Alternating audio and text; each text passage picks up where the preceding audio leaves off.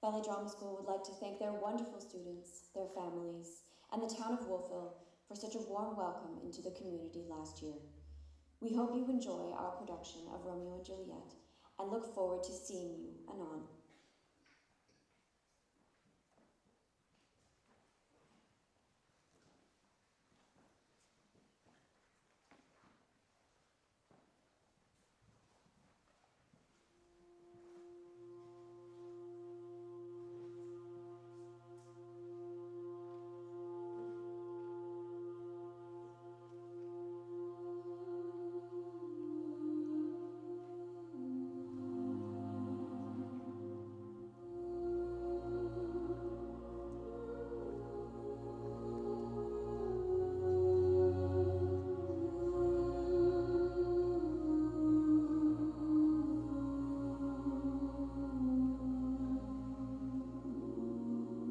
Two households, both alike in dignity, in fair Verona where we lay our scene, from ancient grudge break to new mutiny, where civil blood makes civil hands unclean.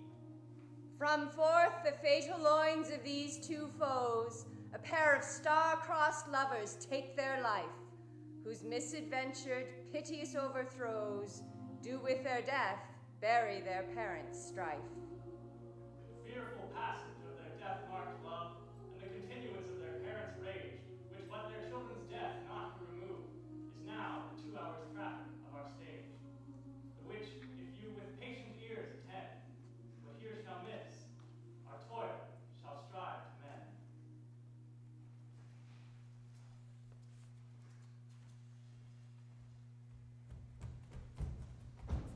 Gregory on my word will not carry coal. No, for then we would be colliers. I mean, and we being collar will draw. While you live, draw your neck out of the collar. I strike quickly being moved. But thou not quickly move to strike. A dog of the house of Montague moves me. To move is to stir, and to be valiant is to stand. Therefore, if thou movest, thou runnest away. A dog of the house shall move me to stand. I'll take the wool of any mantle made of Montagues. The quarrel is between our masters and us their men. Draw thy tool. Here comes one of the house of Montague. My naked weapon is out. Quarrel, I will back thee. How? Turn thy back and run. Fear me not. No, Mary, I fear thee. Let us take the law of our side. Let them begin. I will frown as we pass by, and let them take it as he lists. Nay, as they dare. I will bite my thumb at them, which is a disgrace to them if they bear it. Do you bite your thumb at me, sir? I do bite my thumb, sir. Do you bite your thumb at me, sir? Is marvelous art if I say on? No. No, sir. I do not bite my thumb at you, sir. But I bite my thumb, sir. Do you quarrel, sir? Quarrel, sir? No, sir. But if you do, sir, I'm for you. I serve a good as man as you. No better. Well, sir. Say better. Here comes one of my master's kinsmen. Yes, better. You lie. Draw if you be men. Gregory, remember thy swashing blow.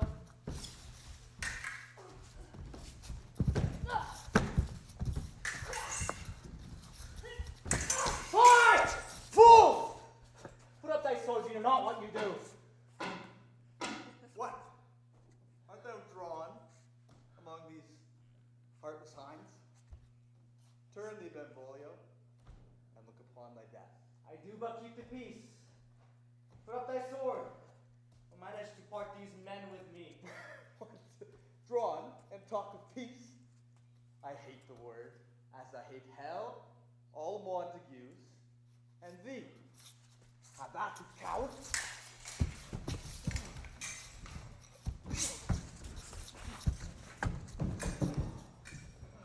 What noise is this? Bring me my long sword, ho! A crack! What will you for your sword? My sword, I say. Old Montague has come and flourishes his blade in spite of me. Now, villain Capulet! Open the let me go! Thou shalt not stir. When first is the foe? Rebellious subjects! Enemies to peace! Profaners of this neighbor state, still will they not hear? What ho, you men, you beasts! That quench the fire of your pernicious rage, with purple fountains issuing from your veins, on pain of torture, from those bloody hands, ground. And hear the sentence of your moved queen. 3 civil brawls, bred of an airy word, by thee, old Capulet, and Montague, have thrice disturbed the quiet of our streets, and made Verona's ancient citizens cast by their grave beseeming ornaments, to wield old partisans in hands as old, cankered with peace. To part your cankered hate, if ever you disturb our streets again, your lives shall pay the forfeit of the peace. For this time, all the rest depart away. You, Capulet, shall go along with me, and Montague, come you this afternoon, so we may further know our pleasure in this case. To old Freetown, our common judgment place, once more, on pain of death, all men depart.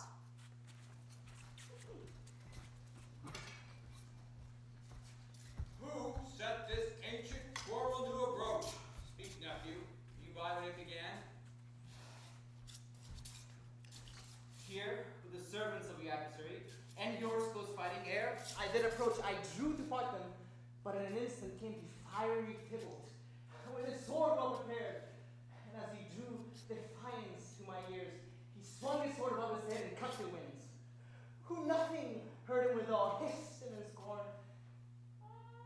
As we were interchanging thrusts and blows, came more and more, and drew part and part, till the queen came, and parted I depart. Oh, where is Romeo? Saw you him today? Right glad I am he was not at this fray. Madam,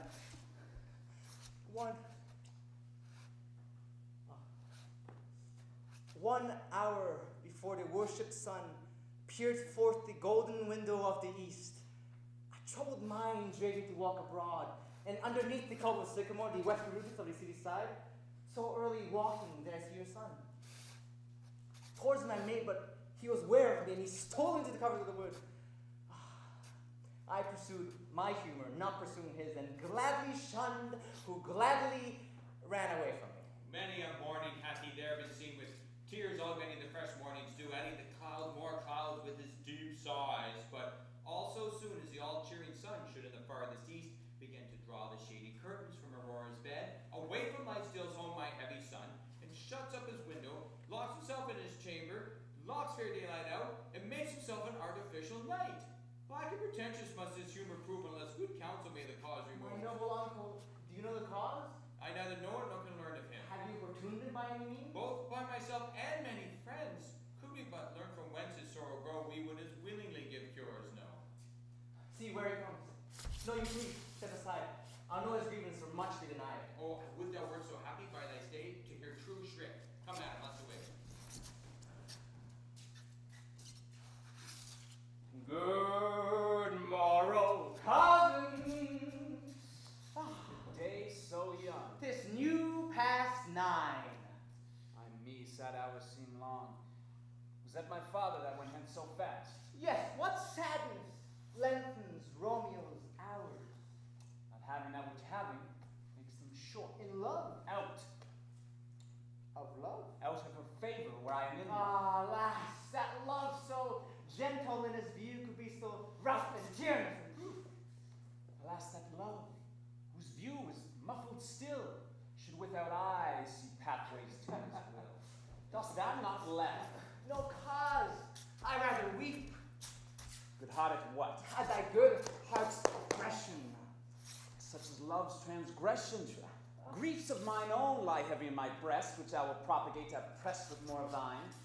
This love that thou hast shown, thou hast had grief for too much of mine own.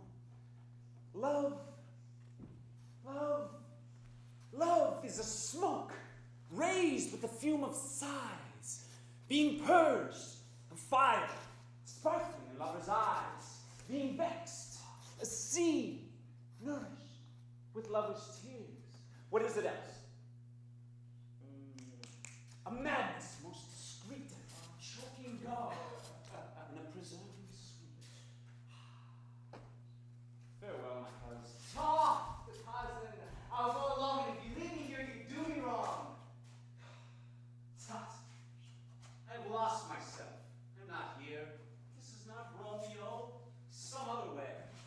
In sadness, cousin, who is that you love? Shall I groan and tell you? Groan, no!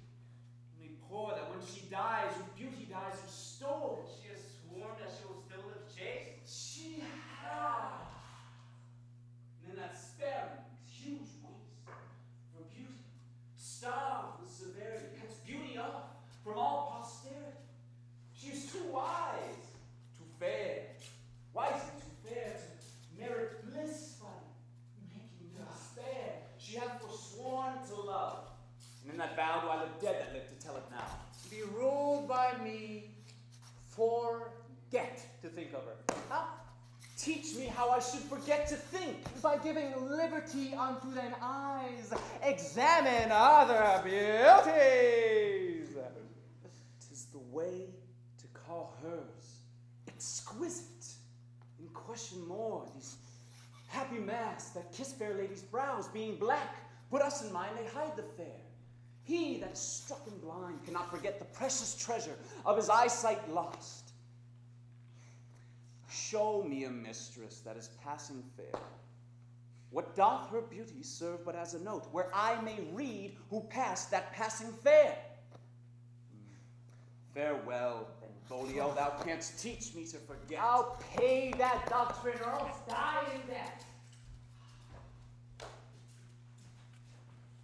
But Montague is bound in penalty alike, and 'tis not hard, I think, for men as old as we to keep the peace. Of honorable reckoning are you both. Pity 'tis you lived at odds so long. But now, my lord, what say you to my suit?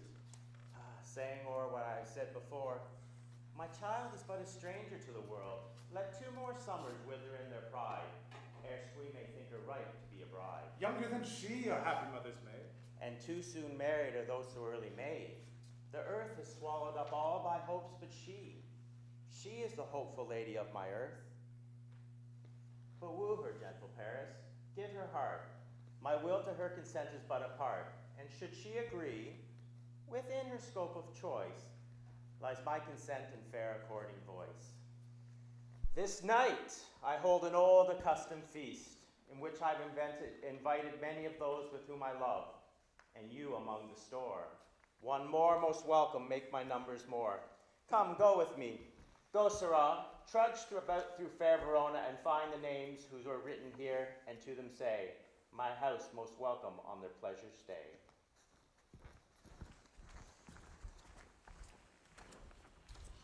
Hot, man. One fire burns out, another one's burning. Take thee some new infection in thine eye, and your rank poison of old will die. Why, Romeo? Art thou mad? Not mad, bound more than a madman is, shut up in prison, kept without my food, whipped, tormented. Good answer, fellow. God ye good and sir, I pray, can you read?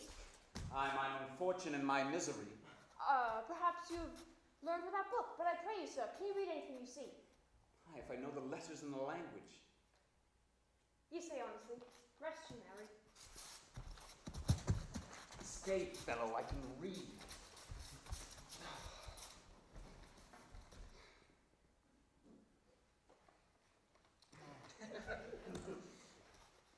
Signor Harrington and his wife and daughters, Countess Susanna and his beauteous sisters, the lady widow of Tamura, Signor Iqbal and his lovely nieces, Sonia, Mercutio, his brother Valentine, mine uncle Capulet, his wife and daughters, my fair niece Rosaline, Susan, Signor Valencio and his cousin Tybalt, Ericu and the lovely Tatums and Garrett. Fair assembly, whither should they come? Up Up whither? To supper? to our house, To whose house? my master's. Indeed, I should have asked you that before. Now I'll tell you without asking, my master is the great rich Capulet. And if you be not of the house of Montagues, then I pray, come crush a cup of wine. Rest you merry. At the same ancient feast of the old Capulets, sups the fair Rosaline who thou so lovest, and all the admired beauties of Verona. Go hence with untainted eye, compare her face with that which I shall show, and I will make thee think thy swan a crow. One fairer than my love? The all-seeing sun never saw her match since first the world begun. Hot man, you've seen her fair, none else being by herself, poised with herself in either eye, but in those crystal scales let there be weighed your lady's love to some other maids, which I will show thee shining at this feast, and she shall scarcely wear. Whoa! That now seems best. I'll go along, no such sight to be shown, but to rejoice in splendor of mine own. Nurse, where is my daughter? Call her forth to me. Oh, by my maidenhead at 12-year-old, I bade her come. What lamb? What ladybird? Oh, God forbid, where's this girl? Where's Juliet? Juliet! How now? Who calls? Your mother. Madam? Madam, I'm here. What is your will? This is the matter. Nurse, give leave a while. We must talk in secret. Oh, no, nurse, come back again. I have remembered me thou'st hear our counsel. Thou knowst my daughter's of a pretty age. Oh, faith, I know her age unto an hour. My Susan and she, God bless all Christian souls, were of an age. Susan is with God. She was too good for me. Oh, thou wast the prettiest babe that e'er I nursed. Oh, that I should live to see thee married once. I have my wish. Married? That is the theme I came to speak of. Tell me, daughter Juliet, how stands your disposition to be married? It is an honour that I dream not of. An honour? If I were not thine only nurse, I would say thou hast sucked wisdom from thy teat.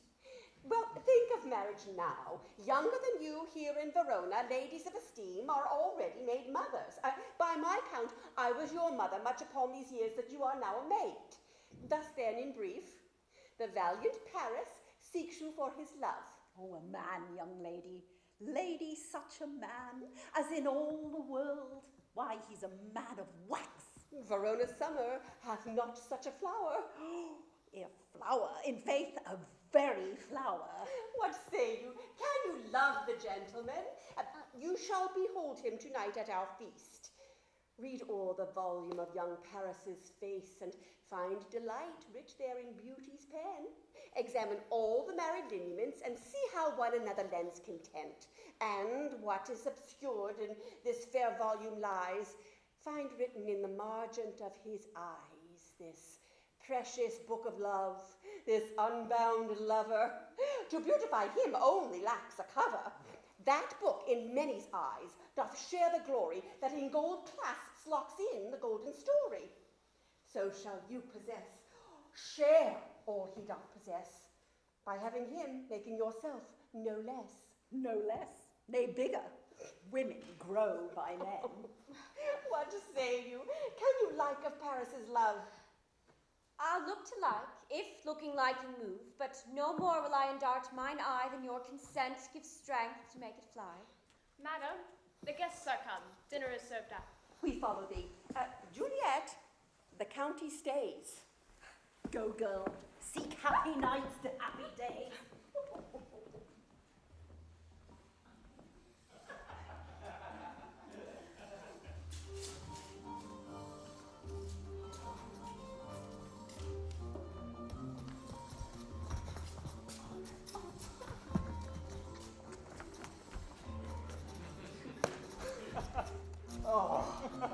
Shall the speech be spoke for our excuse, or shall we on without apology? The deities are such prolixity. There'll be no Cupid hoodwinked with a scarf bearing a painted tartar boil's laugh, staring the ladies like a croaking bird. No book roll of pain spoke after the prompter for our entrance. But let them measure us by what they will. We'll measure them a measure and be gone. Torch for me. Being but heavy, I will bear the light, and not for this ambulance. Nay, gentle Romeo, we must have you Oh, leave me, you dancing shoes with nimble soles. I have a soul of lead, so stakes me to the ground, I cannot move. Oh, you are a lover. Borrow Cupid's wings and soar with them above common bound. To soar, and pierce with his shaft, soar with his light feathers. And so bound, I cannot bound a pitch more than above dull woe. Under love's heavy burthen do I sink. Oh, and to sink in it should you burden love. Too great oppression for a tender thing. Is love a tender thing? It's too rough, too rude, too boisterous, and it pricks like thorns. If love be rough with you, be rough with love. Prick love for pricking and you beat love down. Give me a case to put my visage in, a visor for a visor. Come. Knock and enter, and sooner in, every man shall take him to his legs. The torch for me, that wanton light of heart tickle the senseless rushes with their heels. For I am proverb with the grandsire phrase. I'll be a candle holder and look on. The game was near fair, and I'm done. If thou art done, we shall draw thee from the mire of this Sir Reverence love, wherein thou stickst up to thy ears. Come, we burn daylight, ho! Daylight? That's not so. I mean, sir, in delay we waste our lights in vain like lamps by day. Take our good meaning in this, for our judgment sits 5 times in that, and once in our 5 lids. We mean well in going to this mass, but 'tis no whit to go. Why, may one ask? Dreamt a dream tonight. And so did I. Well, what was yours? That dreamers often lie. In bed asleep while they do dream things true. Oh, then I see Queen Mab hath been with you. She's the fairy's midwife, and comes in shape no bigger than an agate stone on the forefinger of an alderman, drawn with a team of little atomies athwart men's noses as they lie asleep. Her wagon spokes made of long spinner's legs, her cover of the wings of grasshoppers, her traces of the smallest spider's web, her collars of the moonshine's watery beams, her whip, of cricket's bone, the lash of film, her wagoner, a small gray-coated gnat, not half so big as a round little worm pricked from the lazy finger of a maid. Her chariot is an empty hazelnut, made by the joiner squirrel or old grub, and in this state she gallops, night by night, through lovers' brains, and then they dream of love. O'er courtiers' knees, who dream on curtsies straight, o'er lawyers' fingers, who straight dream on fees, o'er ladies' lips, who straight on kisses dream. Mwah. Which oft the angry Mab with blisters plagues, because their breasts with sweetmeats tainted are. Sometimes she driveth over a soldier's neck, and then dreams he of cutting foreign throats, of breeches, ambuscados, Spanish blades, of healths, 5 fathom deep, and then anon drums in his ear, at which he starts and wakes, and being frighted thus, swears a prayer or two and sleeps again. This is the very Mab who plats the manes of horses in the night. This is she, when maids lie on their backs, who presses them and learns them first to bear, making them women of good carriage. This is she who bakes... Peace, Mercutio! Peace! Thou talk'st of nothing. True. I talk of dreams, which are the children of an idle brain, begot of nothing but vain fantasy, which is as thin of substance as the air, and more inconstant than... This wind that you speak of blows us from ourselves. Supper's done and we shall come too late. I fear too early. My mind misgives some consequence, yet hanging in the stars shall bitterly begin this fearful date with this night's revels. Expired term of despised life closed in my breast by some vile forfeit, untimely death.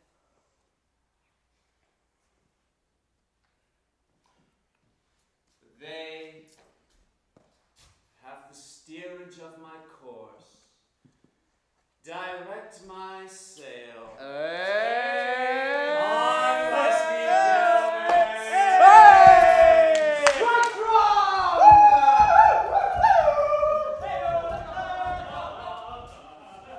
Welcome, gentlemen. Ladies whose toes are unplagued by corns will give thee a bout. Ah, my mistresses, who amongst you now deny to dance? She that be dainty, she who I swear hath corns, am I come near thee now? Oh, welcome, gentlemen. I have seen the day that I have won a visor and could tell a whispering tale in a fair lady's ear. 'Tis gone, 'tis gone, 'tis gone. Gentlemen, you are most welcome. Musicians, come play. A hall, make room. And foot it, girls.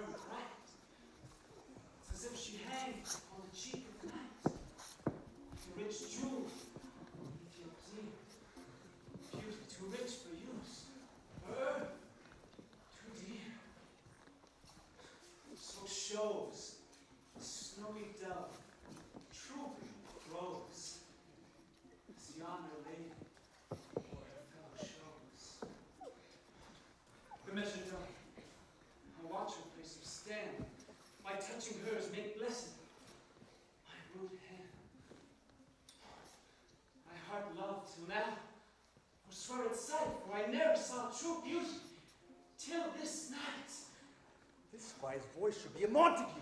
Boy, fetch me my rapier. What dares this slave? To come hither covered with an antic face, to fleer and scorn at our solemnity this night? Now by the stalking honor of my king, to strike him dead, I call it not a sin. Wherefore storm you so, kinsman? Uncle, this is a Montague, our foe, a villain that is hither come in spite to scorn at our solemnity this night. Romeo, is it? Yes, 'tis he, that villain Romeo. Ah, content thee, gentle cuz, let him alone. He bears him like a portly gentleman, and to say truth, Verona brags of him to be a virtuous and well-governed youth. I would not for all the wealth in this whole town do him disparagement here in my house. Therefore be patient, make no note of him. It is my will, and if thou dost respect, you'll show a fair presence and put off these frowns. An ill-beseeming semblance for a feast. It fits, uncle, when such a villain is a guest. I'll not endure him. He shall be endured, good man boy. What? I say he shall. Am I the master here, or you? You'll not endure him. You will make a mutiny among my guests. You will set a cock-a-hoop. You will be the man. Why, uncle, 'tis a shame. You are a saucy boy. You be quiet, or I will make thee quiet. Patience perforce with willful collar meeting makes my flesh tremble at their different greeting. I will withdraw, but this intrusion now seeming sweet will convert to bitterest gall.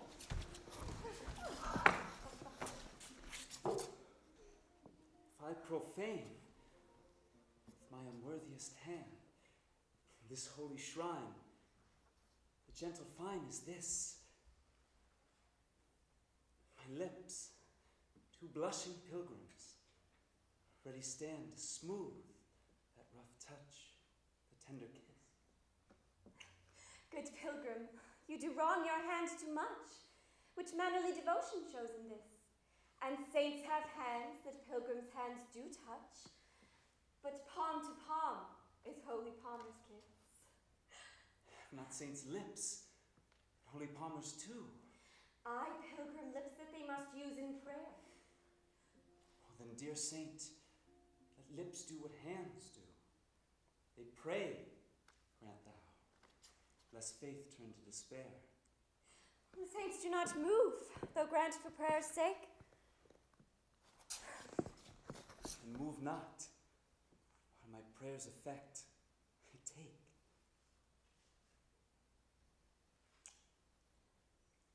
Thus from my lips, my thine, my sin is purged.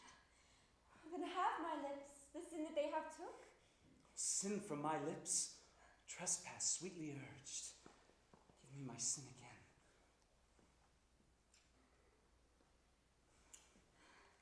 You kiss by the book. Madam, your mother craves a word. What is her mother? Marry, bachelor. Her mother is the lady of the house, a good lady, a wise and virtuous. I nurse her daughter that you talked withal. I tell you, he that can lay hold of her shall have the chinks. Is she a Capulet? Oh, dear account. Foe is my life's debt. Begone, Romeo, this court is at the best. So I fear the more is my unrest. Oh, be not gone, good gentlemen, be not gone. We have a trifling foolish banquet towards. It's even so. Well, thank you all. Good night. It waxes late. Oh, to my rest. Come hither, nurse. Come hither. What is yon gentleman? Oh, the son and heir of old Tiberio. No, what is he there that is going out of door? Oh, marry, I think that be young Petruchio. No, what is he that would not dance? I know not. Go ask his name. If he be married, my grave is like to be my wedding bed. His name is Romeo, and a Montague, and the only son of your great enemy. My only love sprung from my only hate. Too early seen unknown, and known too late. What's this? What's this? Nothing. Nothing. Rhyme I learned even now, with one I danced withal. And on and on. Come, let's away. The strangers all are gone.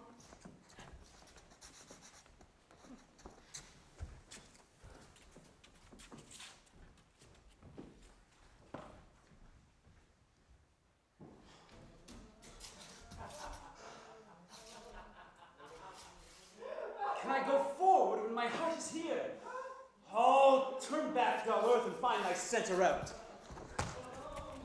Romeo! My cousin Romeo!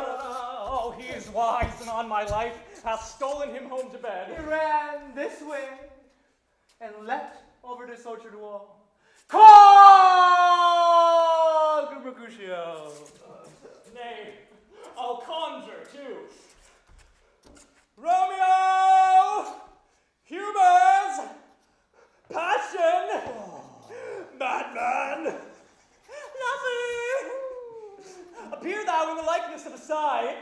Speak but one rhyme and I am satisfied. Cry but I me. Pronounce but love and dove. Speak to my gossip Venus one fair word.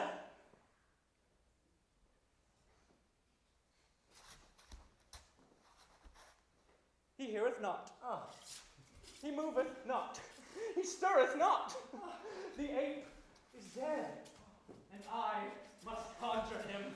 I conjure thee by Rosaline's bright eyes, by her high forehead and her scarlet lip, by her fine foot, straight leg, and quivering thigh, and the domains that there adjacent lie, that in thy likeness thou appear to us. If he hear thee, you would anger him. Oh, this cannot anger him. 'Twould anger him to raise a spirit in his mistress' circle of some strange nature, letting it there stand till she had laid it and conjured it down.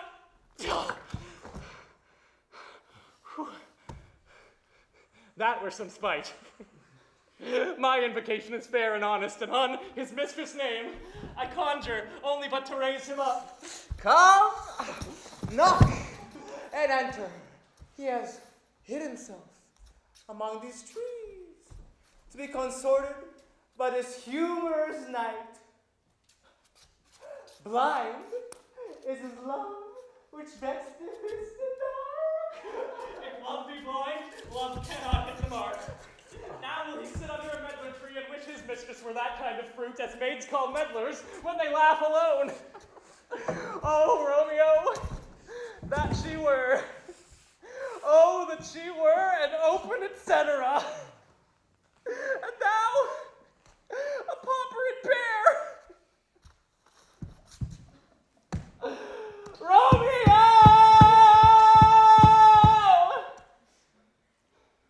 Good night. All to my truckle bed. This field bed is much too cold for me to sleep. Come, shall we go? Go then, for 'tis in vain. To search him here means not to be found.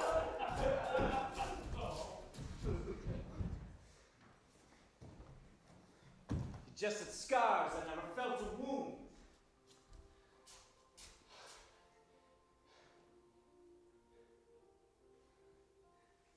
Soft light through yonder window breaks. It is the east, and Juliet is the sun. Rise, fair sun, kill the envious moon. Already sick and pale with grief. Thou, her maid, far more fair than she. Be not her maid, since she is envious. Her vestal livery is but sick and green, and other fools do wear. Oh, cast it off. It is my lady. It is my love. Oh, she knew it were.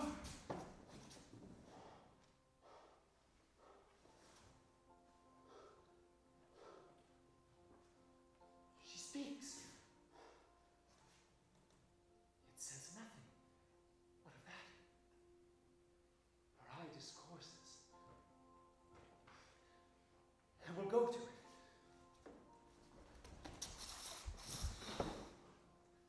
I'm too bold. It is not to me she speaks. To the fairest stars in all of the heavens, having some business to entreat her eyes, to twinkle in their spheres? What if her eyes were there, they in her head?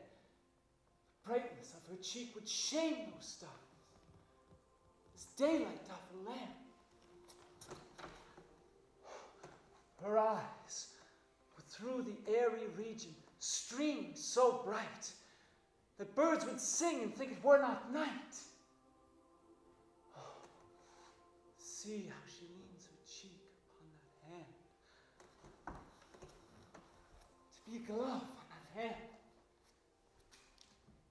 that I may kiss that cheek. Ay me. She speaks. Oh, speak again, bright angel, for thou art more glorious to this night, being over my head as is a winged messenger of heaven. Upon the right, upturned wandering eyes of mortals fall back to gaze upon him.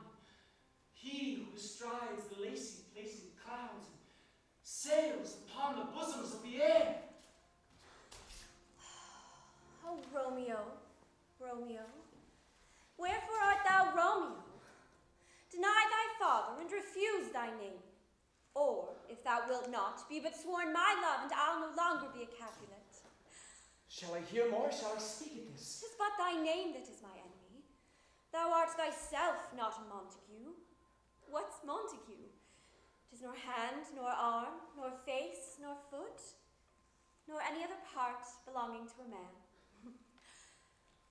Oh, be some other name. What's in a name? That which we call a rose by any other name would smell as sweet. So Romeo would, were he not Romeo called, retain that dear perfection which he owes without that title. Romeo, doff thy name, and for thy name, which is no part of thee, take all myself. I take thee at thy word! Call me but love, and I'll be new baptized. Henceforth, I never will be Romeo. What man art thou that thus bescreened night so stumblest on my counsel? By a name, I know not how to tell thee who I am, dear saint. My name's hateful to myself because it is an enemy to thee. Had I it written, I would tear the word. My ears have not yet drunk 100 words of thy tongue's uttering, and yet I know the sound.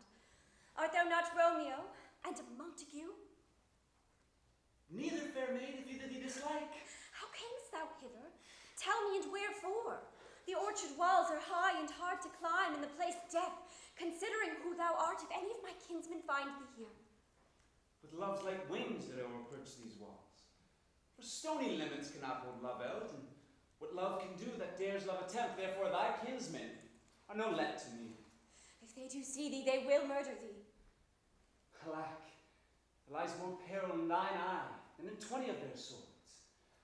Thou look but sweet, and I am proof against their enmity. I would not for the world they saw thee here. I have night's cloak to hide me from their eyes. But thou love me. Let them find me here. My life were better ended by their hate than death prorogued, wanting of thy love.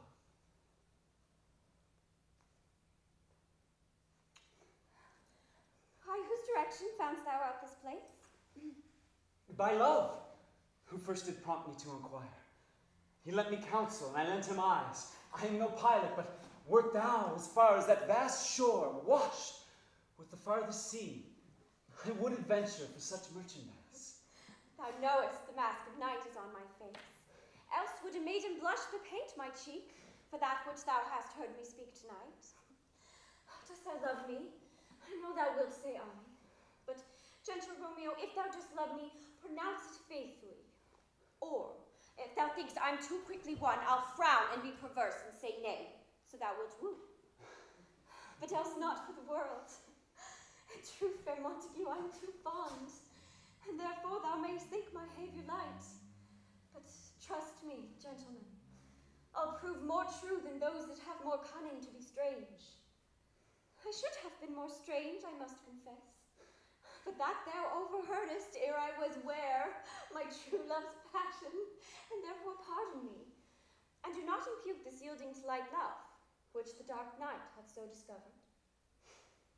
Lady, by yonder blessed moon, that tips with silver all fruit tree Oh, tops. swear not by the moon, the inconstant moon that monthly changes in her circled orb, lest that thy love prove likewise variable.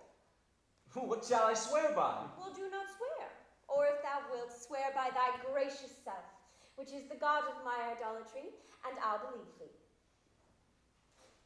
My dear heart's love is set. Oh, well, do not swear. Although I join thee, I have no joy in this contract tonight.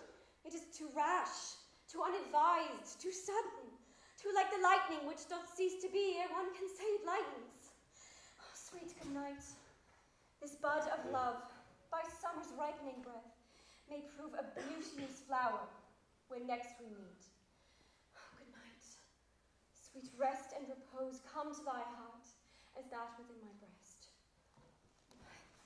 Oh, wilt thou leave me so unsatisfied? Oh, what satisfaction canst thou have tonight? The exchange of thy love's vow for mine. But I did give it thee before thou didst request it, and yet I would it were to give again, and to be frank, and give it thee again. I wish for the thing I have, and my bounty is as boundless as the sea, and my love as deep, and the more I give to thee, the more I have, for both are infinite.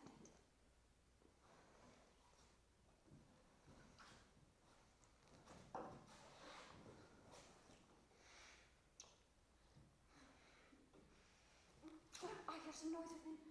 Sweet Montague, be true. Stay but a little, I will come again.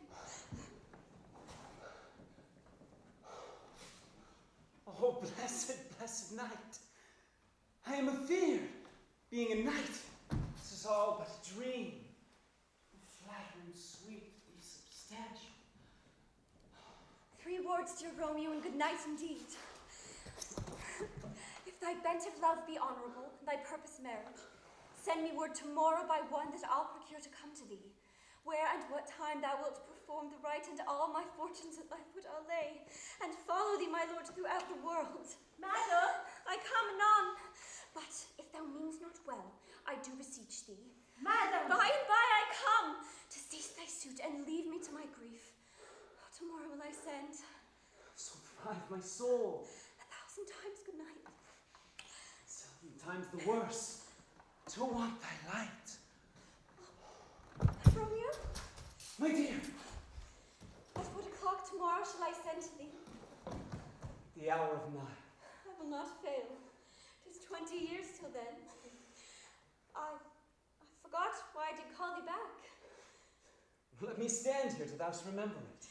And I'll have thee stand there still, remembering how I love thy company. And I'll still stay, still having thee forgetting any other home but this. 'Tis almost morning. I would have thee gone, and yet no further than a wanton's bird, who lets it hop a little in her hand, and like a poor prisoner in his twisted gyves and with the silk thread, plucks it back again, so loving jealous of his liberty. I would I were thy bird. Sweet, so would I, and yet I should kill thee with much cherishing. Good night. Good night. Parting is such sweet sorrow that I shall say good night till it be morrow.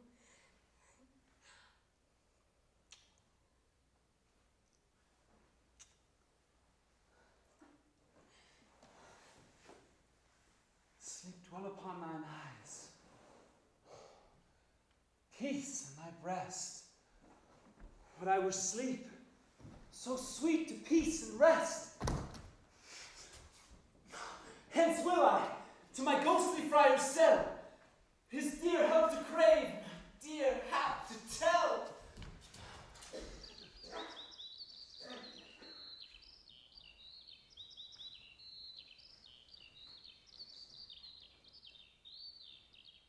The gray-eyed morn smiles on the frowning night, checkering the eastern clouds with streaks of light, and flecked darkness like a drunkard reels from forth day's paths and Titan's fiery wheels.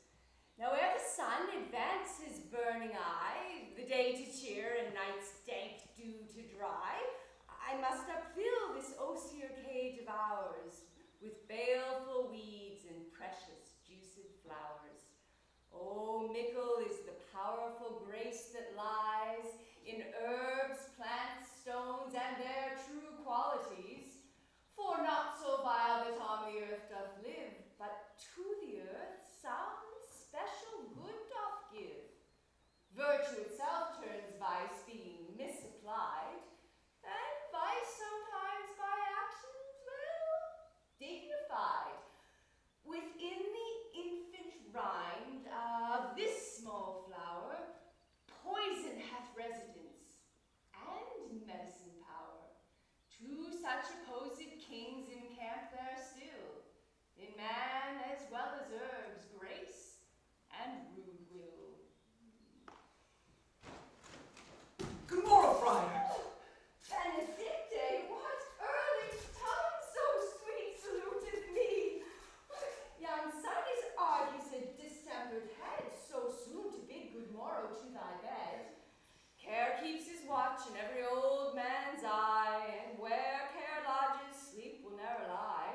But where unbruised youth with unstuffed brain doth couch his limb, there golden sleep doth reign. Therefore, thy earliness doth me assure thou art uproused by some distemperature. Or, if not so, then here I fit it right. Our Romeo hath not been in bed tonight.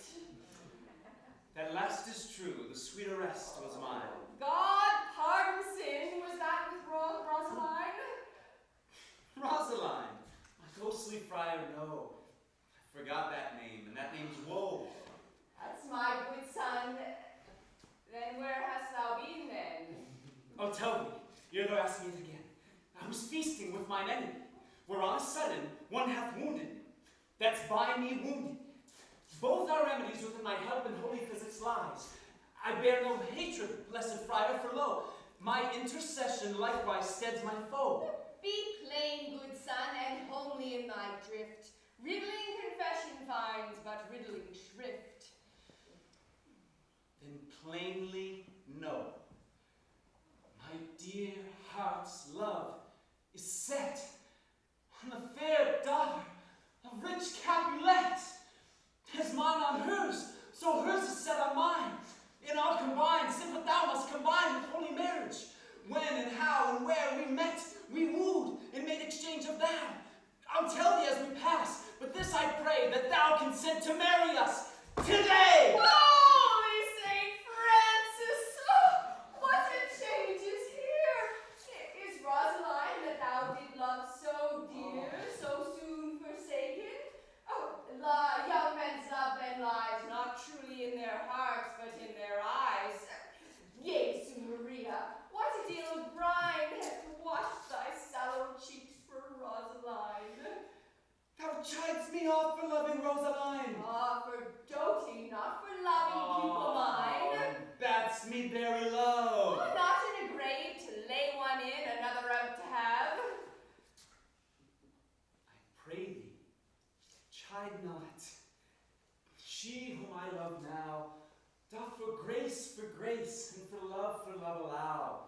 The other did not so. Oh, she knew well your love did read by rote, but could not spell. But, come, young waver, come, go with me. In one respect, I'll thy assistant be, for this union may so happy prove to turn your household's rancor to pure love. Let us hence, I stand on sudden haste. Oh, wisely and slowly. They stumble that run fast.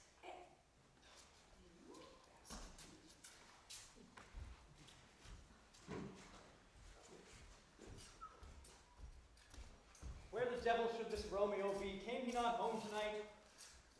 Not to his father's house. I spoke with his man. That same pale, hard-hearted wench, that Rosaline, torments him so that he will sure run mad. Tybalt, the kingsman to the old Capulet, has sent a letter to his father's house. A challenge on my life. Romeo will answer it. Well, any man that can write may answer a letter. Nay, Romeo will answer it how he dares, being there. Oh, alas, poor Romeo. He's He's already dead. Stabbed with a white wench's black eye, shot through the ear with a love song, the very pin of his heart cleft by the blind bow-boy's butt shaft. Is he a man to encounter Tybalt? Why, what is Tybalt? Oh, more than Prince of Cats, I can tell you. Oh, he's the courageous captain of compliments. He fights as you've seen prick songs, keeps time, distance, proportion, rests me his minnow rests. 1, 2, and the third in your bosom, a very butcher of a silk button, a duelist. A duelist. A gentleman of the very first house, of the first and the second cause. The immortal passado. The punto reverso. The hey! The what? The pox of such antic, lisping, affecting fantasticos. Is it not a lamentable thing, grandsire, that we should be thus afflicted by these strange flies, these fashion mongers, these pardon-amis, who stand so much on the new form that they cannot sit at ease on the old bench? Oh, their bones! Oh, their bones! Here comes Romeo!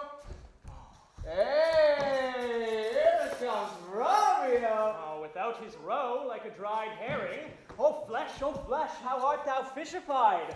Now is he for the numbers that Petrarch flowed in. Laura to his lady was but a kitchen wench. Mary she had better love to berhyme her. Dido a dowdy, Cleopatra a gypsy, Helen and Hero, Hildings and harlots, Thisbe a grey eye or so, but not to the purpose. Signor Romeo, bonjour. There's a French salutation to your French slop. You gave us the counterfeit fairly last night. Good morrow to you both.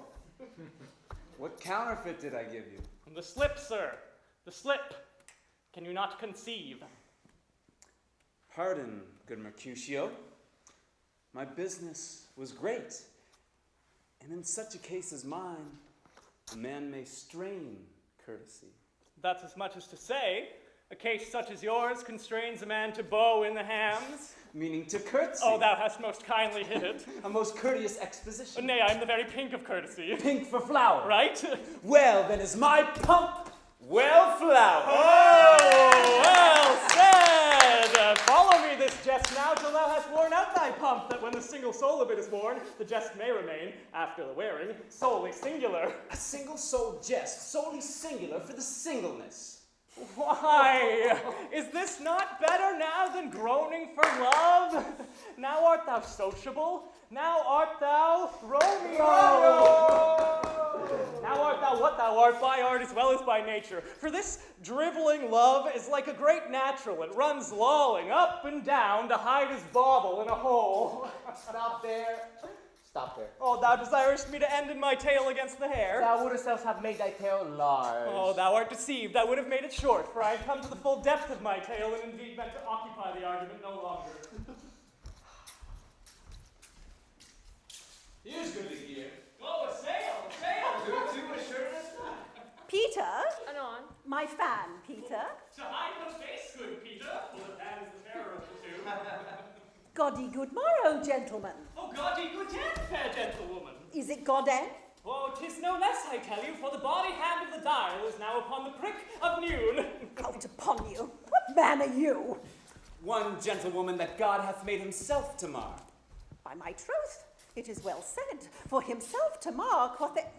Gentlemen, can any of you tell me where I may find the young Romeo? I may tell you where you find young Romeo, but he will be older when you found him than when you first sought him. You say well. Yea, is the worst well, very well took of it, wisely. I pray thee, sir, if you be he, I desire some confidence with you. Ooh, she invites him to some supper. Oh, aboard, so ho! What hast thou found? Oh, not a hare, sir, unless a hare, sir, and a Lenten pie. That's something stale and hoar, ere it be spent. An old hare whore, and an old hare whore is very good meat in Lent. But a hare that is whore is too much for the score. When it's whore, ere it be spent. Good Romeo, will you come to your father's? Will to dinner thither? I will follow you. Farewell, ancient lady. Farewell, lady. lady, our...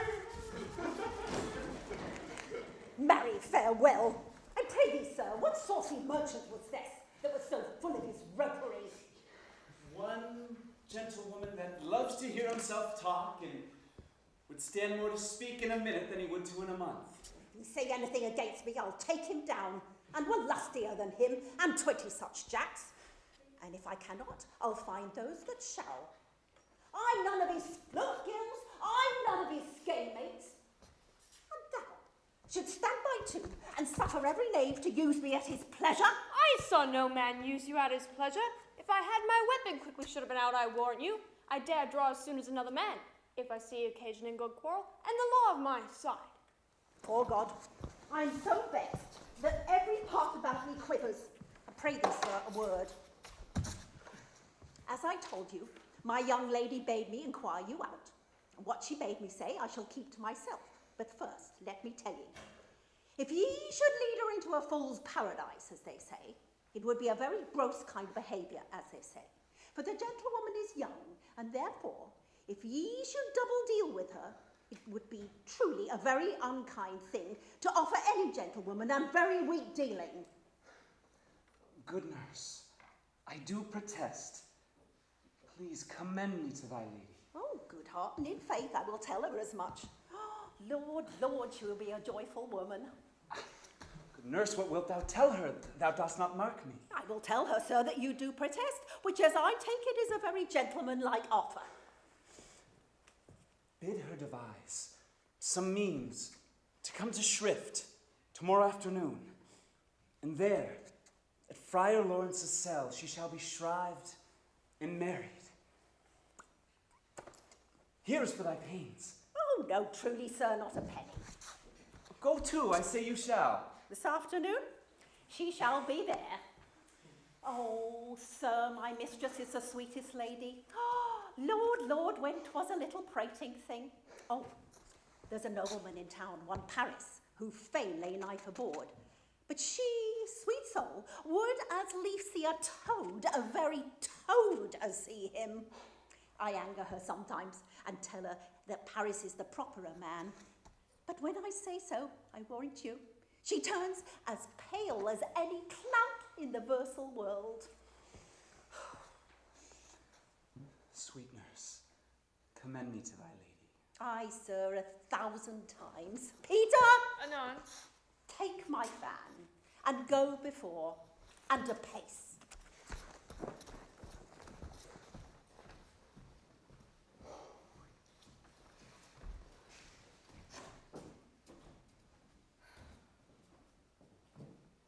The clock struck 9 when I did send the nurse. In half an hour she promised to return. Perchance she cannot meet him. That is not so. Now is the sun upon the highmost hill of this day's journey, and from 9 to 12 is 3 long hours, and yet she has not come. Had she affections, warm and youthful blood, she would be swift in motion as a ball. But old folks, many fain as they were dead, unwieldy, slow, heavy, and pale as lead. Oh, honey nurse, oh, what news? Who has there met with him? Send my man away. Peter, stay at the gate. Now, nurse, what news? Why look'st thou sad? Thou knewst be sad, yet tell them merrily. If merry, thou shamest the music of sweet news by playing it to me with so sour a face. Oh, I am a-weary. Give me leave a while. Fie, how my bones ache. What a jaunts have I had. I would thou had my bones and I thy news. Oh, come, speak, good nurse, speak. Oh, Jesu, what haste. Can you not stay a while? Do you not see that I'm out of breath? How art thou out of breath when thou hast breath to say to me that thou art out of breath? The excuse that thou dost make in this delay is longer than the tale thou dost excuse. Come, let me be satisfied. Is it good or bad? Answer to that, and I'll stay the circumstance. Is it good or bad? Well, you've made a simple choice. You know not how to choose a man. Romeo? Oh, no, not he. Though his face be better than any man's, yet his leg excels all men's. And for a foot and a hand and body, though they not be talked on, our parts compare. He may not be a flower of courtesy, but I warrant him as gentle as a lamb. Oh, go thy ways, wench, and serve God. What, have you dined at home? No, but all this I did know before. What says he of our marriage? What of that? Oh, how my head aches. What a head have I. It beats as though it will fall into 20 pieces. Oh, on my back. No, t'other side, my back. Oh, beshrew your heart for sending me about to catch my death, jauncing up and down. My faith, I'm sorry that thou art not well.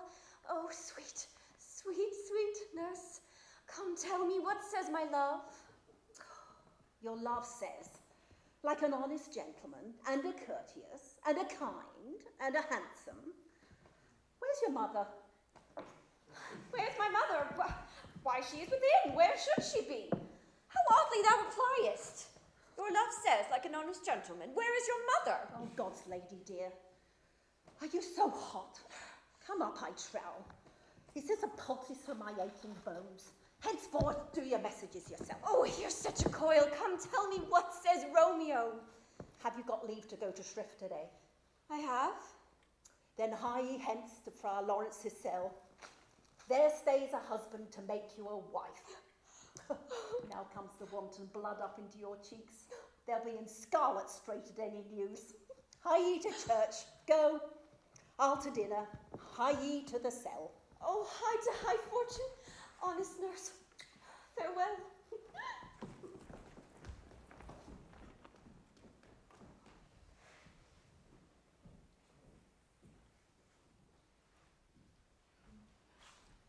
So smile the heavens upon this holy act, that after hours with sorrow chide us not. Amen, amen. But come what sorrow cannot countervail the exchange of joy that one short minute gives me in her sight. Do but close our hands with holy words, then love-devouring death do what he dare, for it is enough that I may call her mine. These violent delights have violent ends, and in their triumph die, like fire and powder which as they kiss, consume. The sweetest honey is loathsome in its own deliciousness, and in the taste confounds the appetite. Therefore, love moderately. Long love doth so. Too swift arrives as tardy as too slow. Here comes the lady. Oh, so light a foot will ne'er wear out the everlasting flint. A lover may bestride the gossamer that idles on the wanton summer air, and yet not fall. So light is vanity. Good even to my ghostly confessor. Romeo shall thank thee, daughter, for us both. Ah, Juliet, the measure of thy joy be heaped like mine, and that thy skill be more to blazon it. And sweeten with thy breath this neighbor air. Let rich music's tongue unfold the imagined happiness that both must receive by this dear encounter. Conceit, more rich in matter than in words, brags of substance, not of ornament. They are but beggars who can count their worth. But my true love has grown to such excess that I cannot sum up half my wealth. Come, and we will make short work. For by your leave you shall not stay alone till Holy Church incorporate two in one. Come.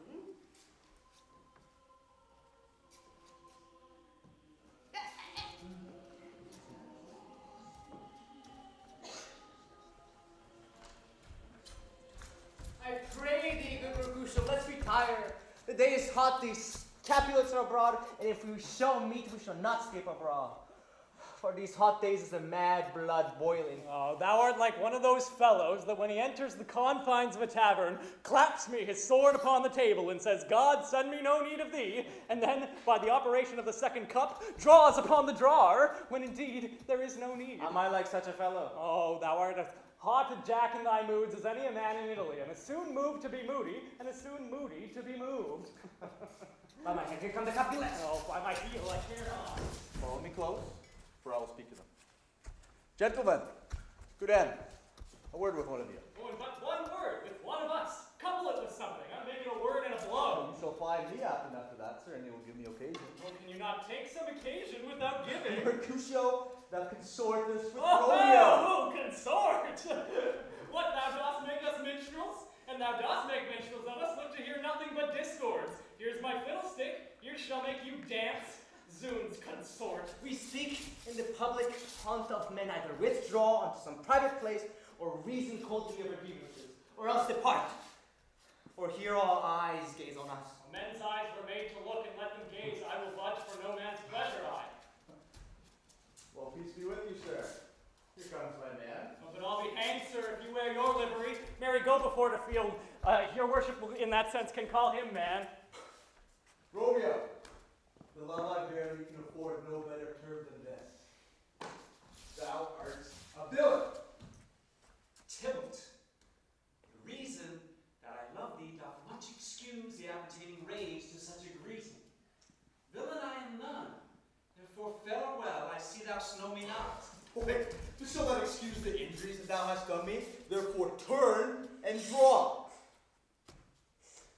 I do protest, I never injured thee, but love thee better than thou canst devise till thou shalt know the reason of my love. And so, good Capulet, whose name I tender as dearly as mine own, be satisfied. Oh, calm, dishonorable, vile submission. Alice Dakota carries it away. Tybalt, you rat catcher, will you walk? And what's would thou have with me?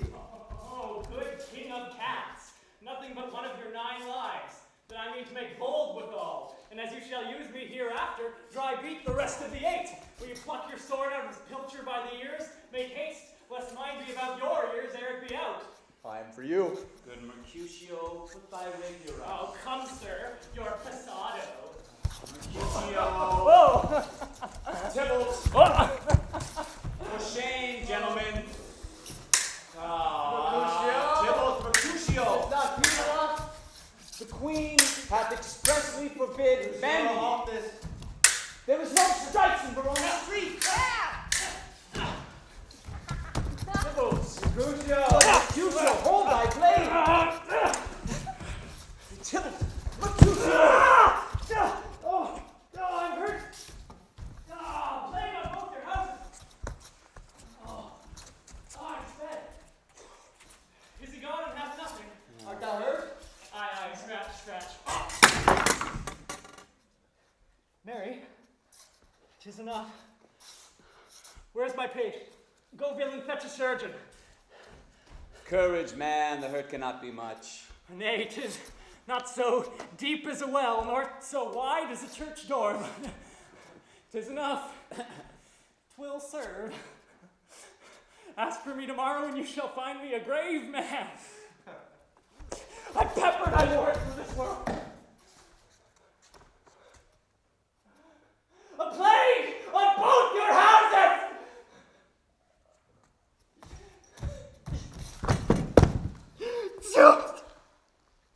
A dog, a rat, a mouse, a cat, to scratch a man to death, a braggart, a villain, a rogue, who fights by the book of a writ. Why the devil came you between us? I was hurt under your arm. I thought it all for the best. Help me to some house, Benvolio, or I shall faint. A plague on both your houses. They've made worms meat of me. I have it. And sandwiched in your houses!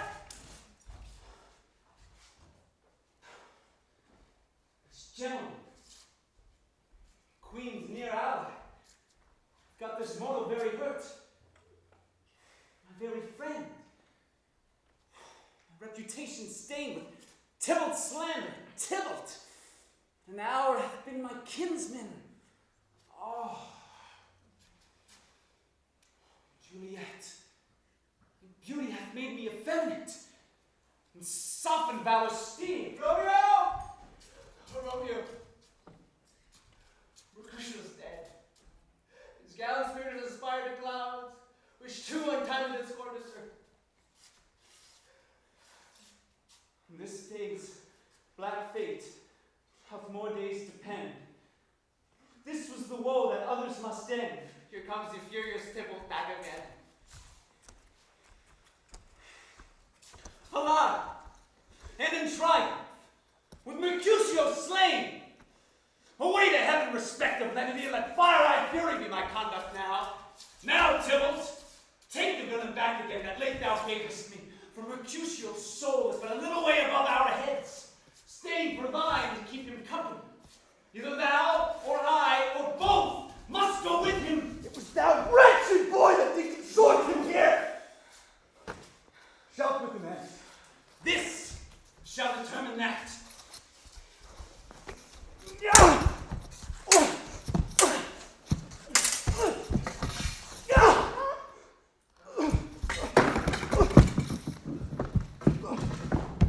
Romeo, away be gone. The citizens are up, and Tybalt slain. Stand not amazed. The queen will doom thee death if thou take in hand. Go away. My fortune's why doth thou stay?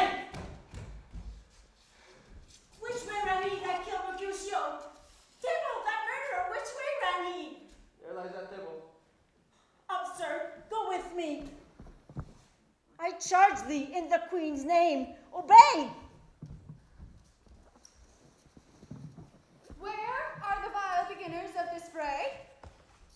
My noble queen, I can discover all. This unlucky manage of this fatal brawl. There lies that Tybalt, slain by young Romeo, who slew thy kinsman young Mercutio. Oh, Tybalt, oh, my cousin, my brother's child, oh, queen, husband, oh, queen, as thou art true, for blood of ours shed blood of Montague, oh, cousin. Benvolio, who began this bloody fray? Tybalt, here slain, whose Romeo's hand did slay Romeo, who spoke him fair. Didn't me think how nice this quarrel was, and urged without your high displeasure. All this uttered with gentle breath, knees humbly bowed, and calm look. Could not take truth of the unruly spleen of Tybalt. Death to peace, that is the truth. No. Or let Benvolio die. He is kinsman to the Montague. Affection makes him false. He speaks not true. Some 20 of them fought in this dark strife, and of all those 20, they could kill but one life. I beg for justice, which thou, queen, must give. Romeo slew Tybalt. Romeo must not live. Romeo slew him. He slew Mercutio. Who now the price of his dear blood doth owe? Not Romeo. Queen, he was Mercutio's friend. His fault did but conclude what the law should end, the life of Tybalt. And for that offense, immediately we do exile him hence. I have an interest in your hate's proceedings. My blood for your rude brawls doth lie a-bleeding. But I'll immerse you with so strong a fine that you shall all repent the loss of mine. I will be deaf to pleading and excuses, nor tears nor prayers shall purchase out abuses, therefore use none. Let Romeo hence in haste, else once he's found, that hour is his last. Bear hence this body, and attend our will. Mercy but murders, pardoning those that kill.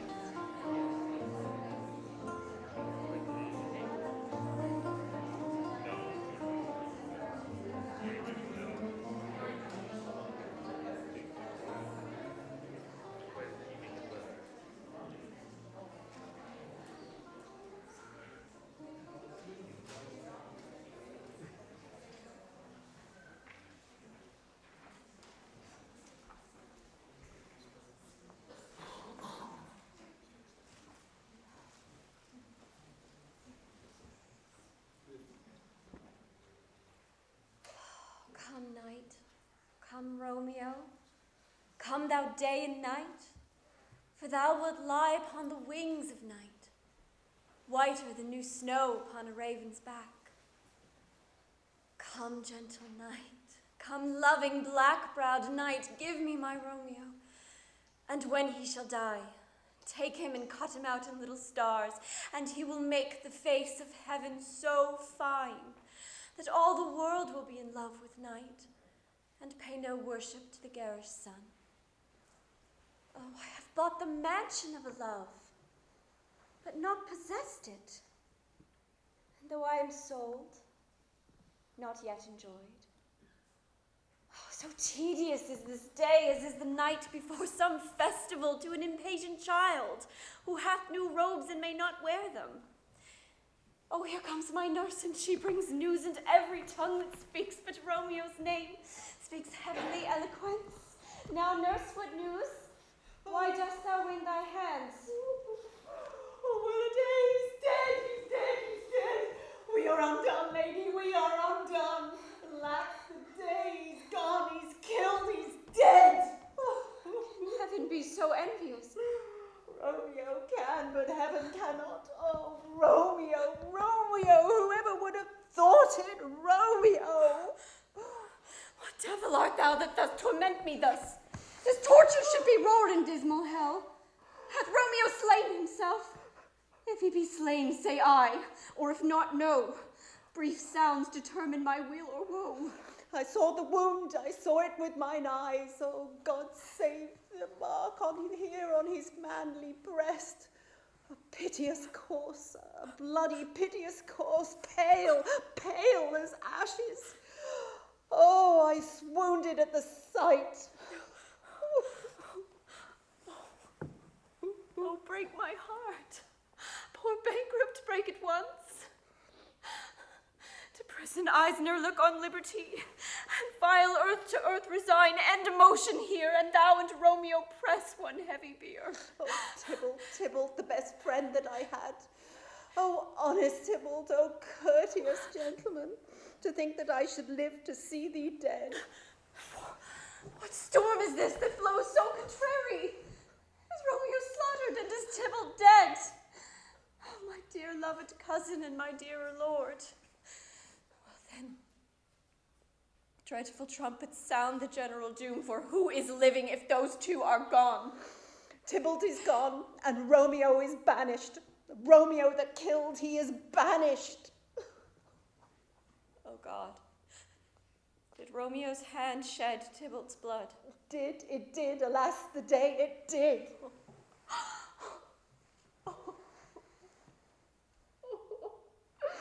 Serpent heart, hid with a flowering face, did ever dragon keep so fair a cave? Oh, nature, what hadst thou to do in hell when thou didst power the spirit of a fiend in mortal paradise of such sweet flesh? Was ever book containing such vile matter so fairly bound? Oh, that she should dwell in such a gorgeous place. There's no trust, no honesty, no faith in men, all perjured, all forsworn, all dissemblers. Where's my man? Oh, these griefs, these woes, these sorrows make me old. Oh, shame come to Romeo. Blistered be thy tongue for such a wish. He was not born to shame, and upon his brow shame is a shame to sit. For 'tis a throne that may be crowned sole monarch of the universal earth. Oh, what a beast was I to chide at him! Will you speak well of he that killed your cousin? Shall I speak ill of him that is my husband?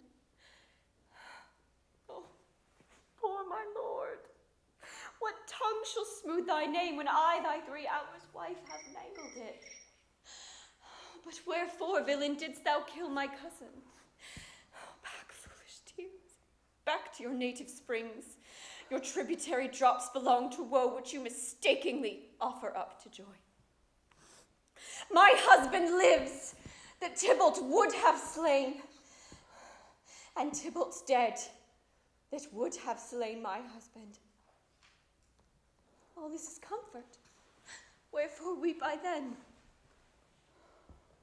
Where are my father and mother nurse? Oh, weeping and wailing over Tybalt's corse. Will you go to them? I'll bring you thither. Wash they his wounds with tears. Mine shall be spent when theirs are dry for Romeo's banishment. Nurse, I'll to my wedding bed. And death, not Romeo, take my maidenhead. I'll find Romeo to comfort ye. I wot well where he is. Oh, hark ye, Romeo will be here at night. I'll to him. He's hid at Lawrence's cell. And find him, and give this ring to my true knight, and bid him come to take his last farewell.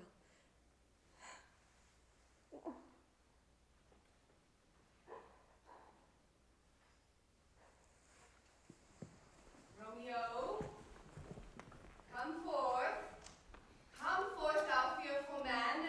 Affliction is enamored of thy parts, and thou art wedded to calamity. Friar, what news? What of the queen's doom? What sorrow craves acquaintance at my hand that I yet know not? Too familiar is my dear son son with such sour company. I bring thee tidings of the queen's doom. Less than doomsday is the queen's doom. A gentler judgment vanished from her lips, not body's death, but body's banishment. Banishment? Oh, be merciful, say death. For exile hath more terror than look, much more than death. Do not say banishment. Here from Verona art thou banished. Be patient, for the world is broad and wide. There is no world without Verona walls, but purgatory, torture, hell itself. Hence banished is banished from the world, and world's exile is death. Thou cuts my head off with a golden axe and smiles upon the stroke that murders me. Oh, deadly sin, oh, rude unthankfulness.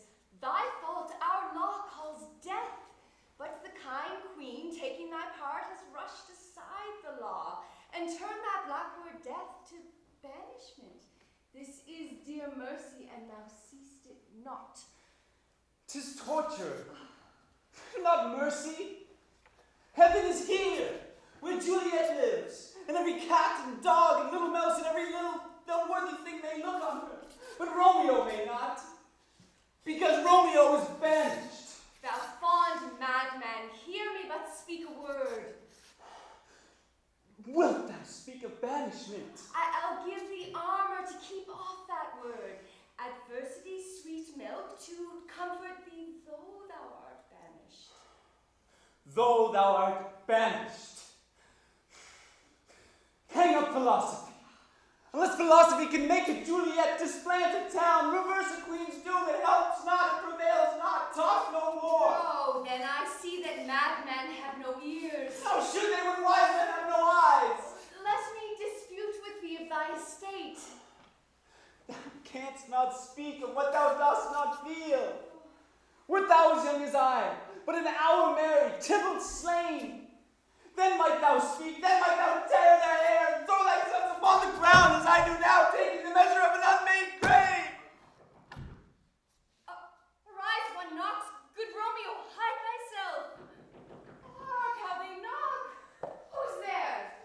Romeo, arise, thou wilt be taken.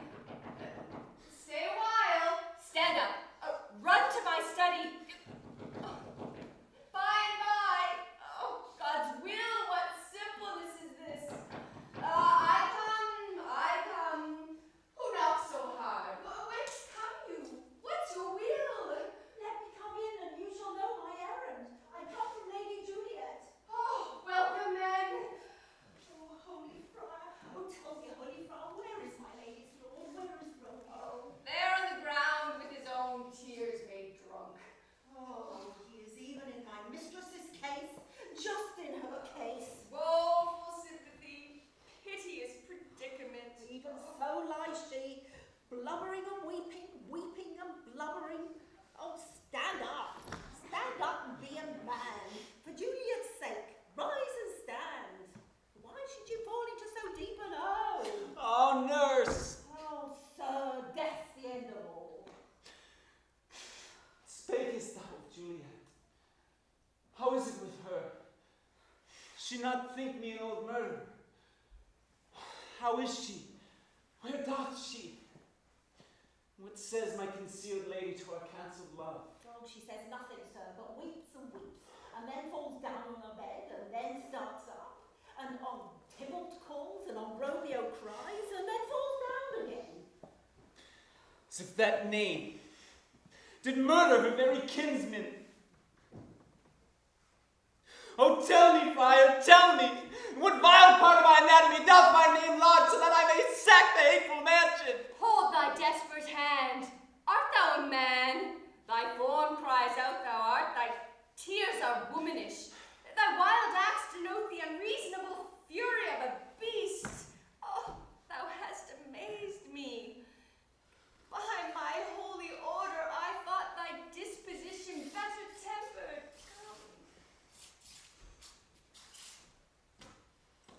Hast thou slain Tybalt?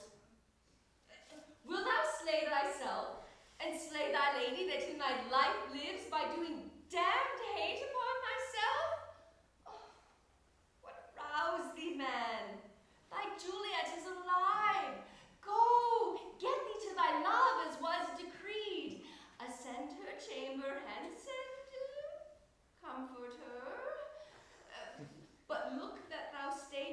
the watch be set, for then thou canst not pass to Mantua, where thou shalt live, till we can find a time to blaze your marriage, reconcile your friends, beg pardon of the queen, and call thee back with 20,000 times more joy than thou went forth in lamentation. Go before, nurse, commend me to thy lady, and bid her hasten all the house to bed, which heavy sorrow makes them apt on to. Romeo is coming. Oh, Lord, I could stay here all night to hear good counsel. Oh, what learning is. Oh, my lord, I'll tell my lady that you will come. Do so. Bid my sweet prepare the child. Sir, here, a ring my lady bid me give you. Hurry, make haste, for it grows late. Oh, how well my confidence replies. Good night, go hence, and here stands all your state. Either be gone before the watch be set, or by the break of day disguised from hence. Sojourn in Mantua. I'll find out your man, and he shall signify from time to time every good hap to you that chances here. Give me thy hands. 'Tis late. Farewell, good night.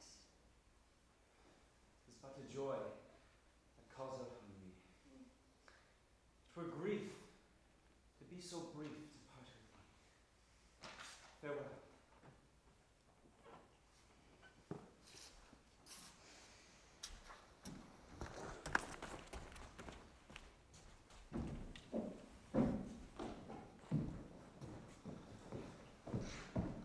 Things have fallen out, sir, so unluckily that we've not had time to move our daughter.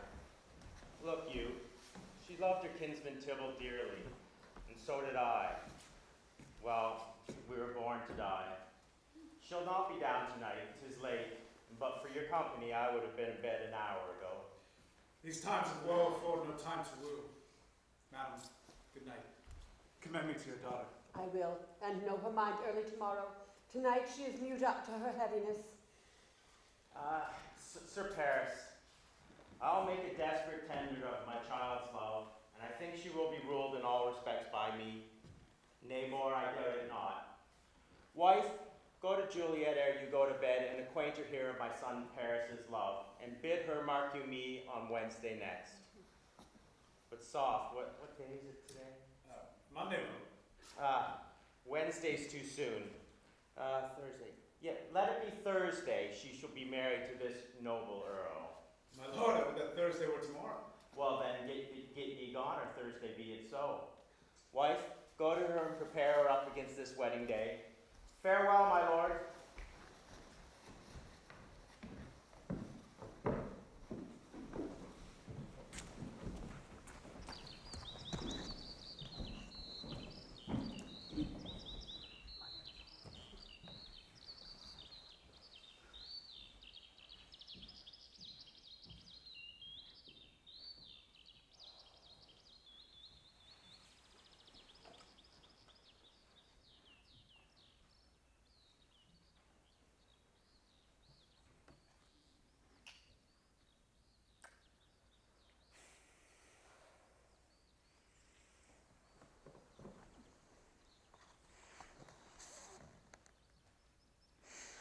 Wilt thou be gone? It is not yet near day. It was the nightingale and not the lark that pierced the fearful hollow of thine ear. Nightly she sings on yon pomegranate tree. Believe me, love, it was the nightingale. It was the lark, the herald of the morn. No nightingale. Look, love, what envious streaks do lace the severing clouds in yonder east. Night's candles are burnt out. Yoken day stands tiptoe on the misty mountain top. I must be gone and live, or stay and die. Yon light is not daylight, I know it, I. It is some meteor that the sun exhales to bid to thee this night a torchbearer, and light thee on thy way to Mantua. Therefore stay yet, thou needst not be gone. Let me be taken. Let me be put to death. I am content, so that will have it so. I'll say yon grey is not the morning's eye, but 'tis the pale reflex of Cynthia's brow. Nor that it is not the lark, whose notes do beat the vaulty heavens so high above our heads. Have more care to stay than will to go. Come, death, and welcome. Juliet wills it so. How is it, my soul? Let's talk. It is not day. No, it is. It is. High hence. Begone away. It is the lark that sings so out of tune, straining harsh discords and unpleasing sharps. Some say the lark makes sweet division, but this doth not so, for she divideth us. Some say the lark and lo the toad change eyes. Oh, how I would they had changed voices too, since arm from arm that voice doth us affray, hunting thee hence, and hunts up to the day. Now begone, more light, and light it grows. More light and light, more dark and dark, our woes. No. Madam, your lady mother is coming to the chamber. The day is broke. Be wary. Look about. Then day, let life out, and let day in. Farewell. Farewell. One kiss, and I'll descend.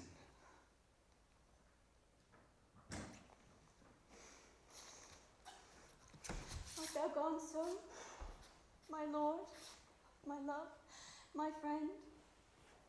I must hear from thee every day in the hour, for in a minute there are many days.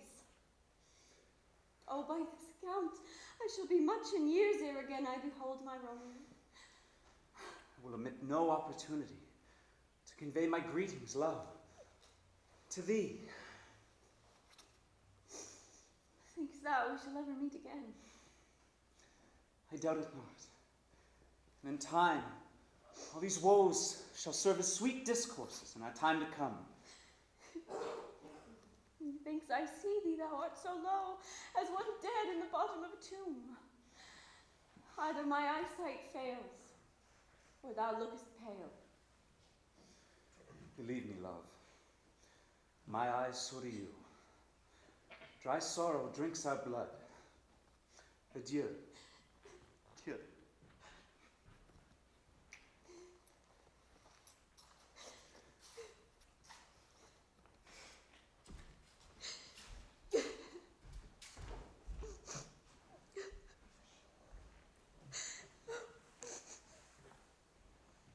Keep him long, but send him back.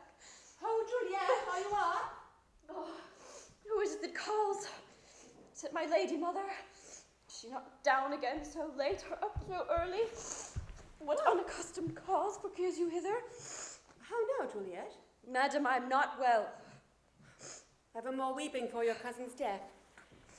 What, wilt thou wash him from his grave with tears? And if thou couldst make him live. Therefore have done. Some grief shows much of love, but much of grief shows still some want of wit. Let me weep for such a feeling loss. So shall you weep for the loss, but not the friend which you weep for. Oh, feeling so the loss, I cannot help but weep the friend. Well, girl, you weep not so much for his death, but that the villain lives which slaughtered him. What villain, madam? The very same villain, Romeo. Villain and he be many miles asunder. God pardon him.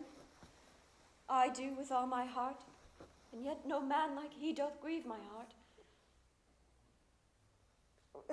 That is because the traitor murderer lives. Aye, madam, from the reach of these my hands, I would none but venge my cousin's death.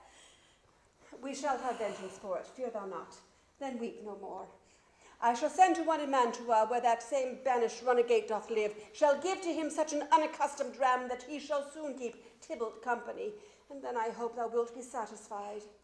Indeed, I never shall be satisfied with Romeo until I behold him dead. Is my poor heart for such a feeling vexed? Oh, madam, if you could find out but a man to bear a poison, I would temper it. so that Romeo should, upon receipt thereof, soon sleep in quiet.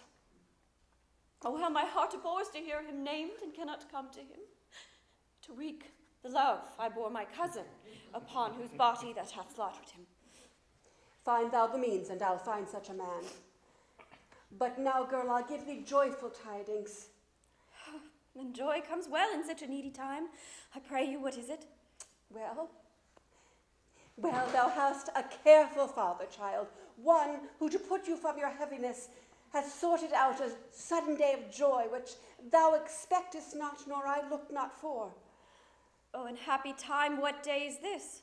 Marry, my child, early next Thursday morning, the gallant young and noble gentleman, the County Paris, at St. Peter's Church, will happily make thee there a joyful bride. By St. Peter's Church and Peter too, he shall not make me there a joyful bride. I wonder at this haste, that he who should be my husband ere comes to woo. Madam, you go in and you tell my father that I will not marry yet, and when I do, it shall be Romeo, who you know I hate, rather than Paris. Here comes your father now. Tell him so yourself and see how he will take it at your hands. When the sun sets, the air doth drizzle dew. But for the sunset of my brother's son, it rains down right. How now? A conduit? Girl, still in tears? Evermore showering in one little body? That counterfeits a bark, a sea, a wind. For still thy eyes, which I may call the sea, do ebb and flow with tears. The bark thy body is, sailing in these salt floods. The winds thy sighs. How now, wife? Have you delivered to our decree? Aye, sir, but she will none. She gives you thanks. I would the girl were married to her grave. Oh, soft, take me with you. Take me with you, wife. How does she none? Does she not give us thanks? Is she not proud? Does she not count her blessed, unworthy as she is, that we have found so worthy a gentleman to be her bridegroom? Not proud you are, but thankful that you are. Proud can I never be of what I hate, but still thankful for hate that is meant love. How? Chop logic. What is this? Thank you, and I thank you not. Get thee to, but fettle your fine joints to Thursday next to get thee to church with Paris to church, or I will drag thee on a hurdle thither. Out, green sickness, carrion, out, tallow face. Fie, what are you mad? But father, I beseech you on my knees, hear me but with patience, but to speak a word. Hang thee, young baggage, disobedient wretch. I tell thee what. Get thee to church on Thursday, or never look me in the face again. Reply not. Respond not. Answer me not. My fingers itch. Wife, I once thought us blessed that God had lent us but this one child, but now I see it as one too many. He has given us a curse in having her.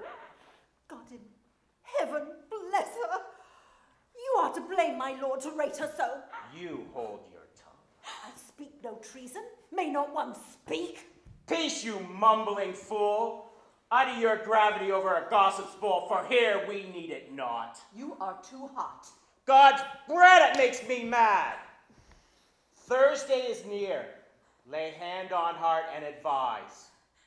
If you be mine, I will give you to my friend. And if you be not, you will hang, starve, die in the streets. For by my soul I'll ne'er acknowledge thee, nor what is mine shall do thee good. Bethinks you me, I will not be forsworn.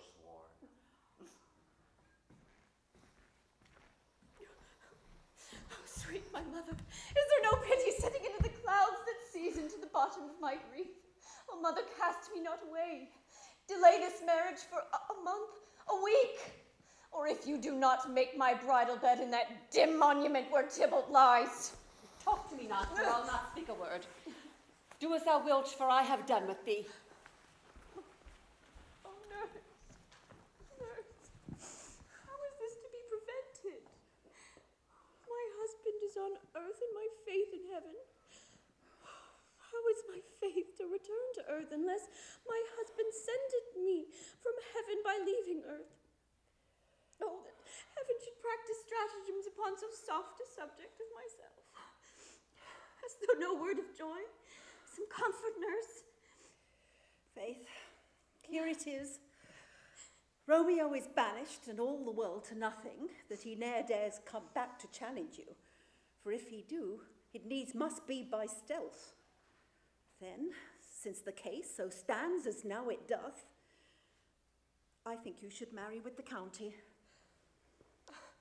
Oh, he's a lovely gentleman. Romeo is a dish-clout to him. An eagle, madam, hath not so green, so quick, so fair an eye as Paris hath. Beshrew my heart, I think you are happy in this second match, for it excels your first. And if it do not, then your first is dead, and it were as good as he were living here, and you have no use of him. Speak'st thou from thy heart? And from my soul too, else beshrew them both. Amen. What? Well, thou hast comforted me marvellous much.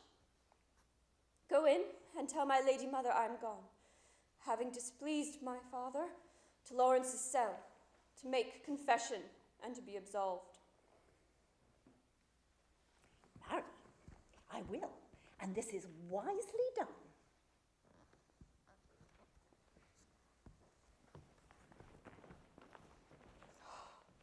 Ancient damnation, O most wicked fiend! Is it more a sin to wish me thus forsworn than to dispraise my lord with that same tongue that she hath praised him with above compare so many thousand times? Oh, go, counselor. Henceforth thou and my bosom shall be twain. I'll to the friar to know his remedy. And if all else fails, myself have power to die.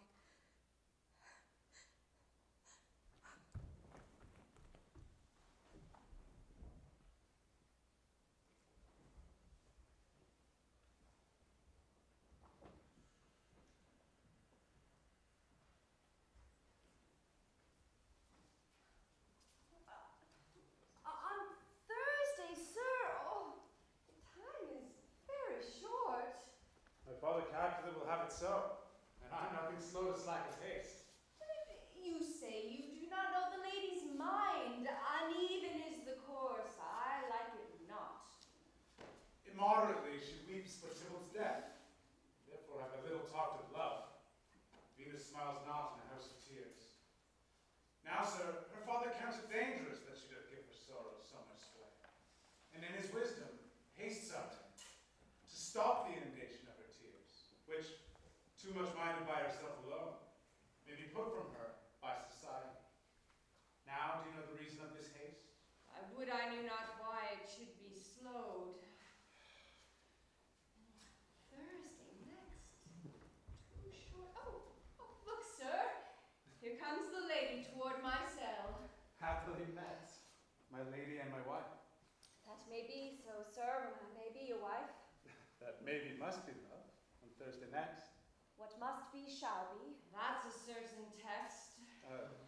Come you to make confession to this friar? To answer that, I should confess to you. Do not deny to him that you love me. I will confess to you that I love him. So shall ye, I'm sure, that you love me. To answer that, sir, it would be best if spoke behind your back than to your face. For so thy face is much abused with tears. These tears have got small victory by that. For it was bad enough before their spite. Wrongs did more than tears with that report. 'Tis no slander, sir. For what I spake it to my face. The face is mine, and thou hast slandered. It may be so, for it is not mine. Are you at leisure, holy friar, now, or shall I come to you at evening mass? My leisure serves me, pensive daughter, now. My lord, we must entreat the time alone. God shield us to disturb devotion. Juliet, on Thursday early will I rouse thee. Till then, adieu, and keep this holy kiss.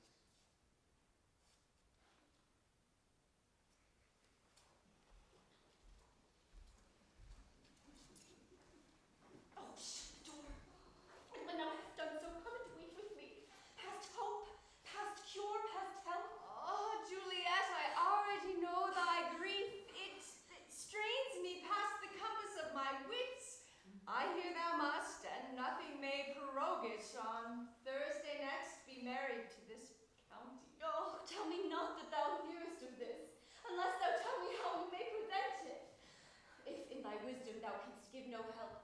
thou but call my resolution wise, and with this knife I'll help it presently. God joined my heart and Romeo's, and thou our hands, and by his hand ere Romeo sealed shall be the label to another deed. Or my treacherous heart, revolt, shall turn to another, and this shall slay them both. Oh, daughter, I do spy a kind of hope that craves as desperate an execution as that is desperate which we would prevent. If, rather than to marry County Paris, thou hast the strength of will to slay thyself, then is it likely thou wilt undertake a thing like death to chide away the shame that copest with death himself to escape from it? And if thou darest, I'll give thee remedy. Oh, bid me leap rather than marry Paris off the battlements of yonder tower, or bid me go into a new man's grave and hide me with a dead man in his shroud. Things to have heard them told have made me tremble, yet I will do it, to live an unstained wife to my sweet love. Oh, then, go home, be merry, give consent to marry Paris. Wednesday is tomorrow. Tomorrow night, look that thou lie alone. Let not thy nurse lie with thee in thy chamber. Take thou this vial, being then in bed, and this distilled liquor drink thou off, when presently through all thy veins shall run a cold and drowsy humor. For no pulse shall keep his native progress but surcease. No warmth, no breath shall testify thou livest. But the roses in thy lips and cheeks shall fade to paly ashes, thine eyes' windows fall. And in this borrowed likeness of shrunk death thou shalt continue 42 hours, and then awake as from pleasant sleep. Now when the bridegroom in the morning comes to rouse thee from thy bed, there art thou dead. Thou shalt be taken to that same ancient vault where all the kindred of the Capulets lie. Shall Romeo by my letters know our drift, and hither shall he come, and he and I will watch thy waking, and that very night shall Romeo bear thee hence to Mantua, and this shall free thee from this present fear. Tell me not of fear. Hold, get thee gone. Be strong and prosperous in this resolve. I'll send a friar with speed to Mantua, with my letters to thy lord. Love, give me strength, and strength shall help forward. Farewell, dear friend.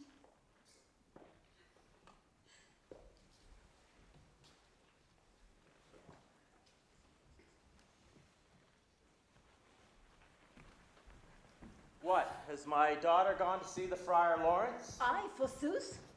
Well, chance he may do her some good. Self-willed harlotry it is. Oh, see where she comes from shrift with merry look.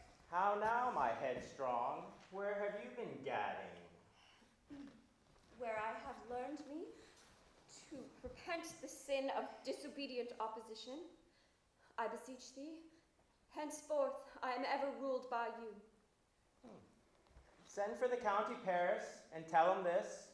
I'll have this knot knit up by tomorrow morning. Oh, I did meet the youthful lord at Lawrence's cell just now, and gave him what becometh love I might, not o'erstepping the bounds of modesty. Well, I'm glad. It is good. Oh, stand up. This is how it should be. Bring forth the County Paris. Oh, go fetch him hither. Afore God, the Reverend Holy Friar, our whole city is much bound to him. Nurse, will you go with me into my closet to find such needful ornaments as you may think fit to furnish me tomorrow? No, not till Thursday. There's time enough. No, nurse. Go with her and prepare her up against tomorrow. We shall be short on our provisions. 'Tis now no night. Tush, tush. I will make all things well. I warrant thee, wife. Go to Juliet and deck her up. I'll not be to bed tonight. Let me alone. I'll play the housewife just this once. Oh, they're all gone. Well, I'll walk myself to the county Paris and prepare 'em up against tomorrow. My heart is wondrous light, since my wayward girl is so reclaimed. Aye, those attires are best, gentle nurse, but I beg you, please leave me to myself tonight, for I have need of many orisons to move the heavens to smile upon my state, which, as thou knowest, are cross and full of sin. What, are you busy? Oh, do you need my help? No, madam. We have culled such necessities as are behovel of our state tomorrow. But I beg you, let the nurse sit up with you this night, for I am sure you have your hands full in this all so sudden business. Good night. Get thee to bed and rest, for thou hast need.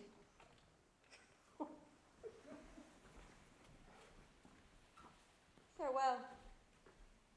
God knows when we shall meet again. I have a faint, cold fear thrills through my veins, which almost freezes up the heat of life. I will call them back to comfort me. Nurse!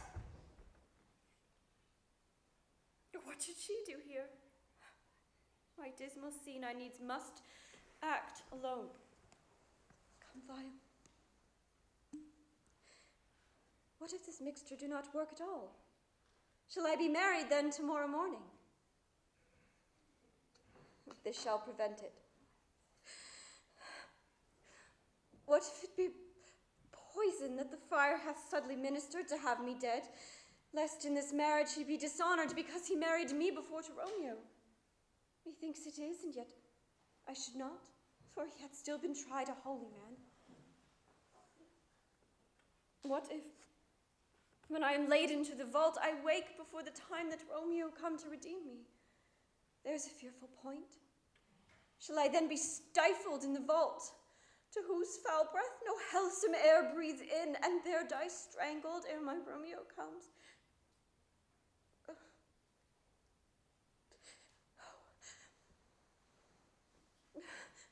Methinks I see my cousin's ghost, seeking out Romeo, who did spit his body upon a rapier's point.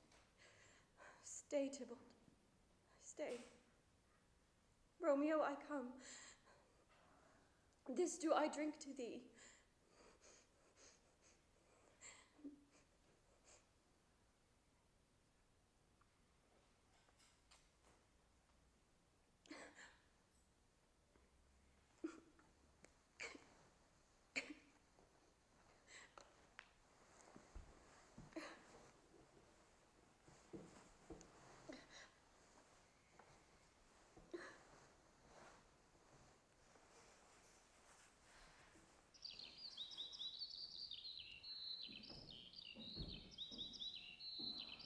Mistress!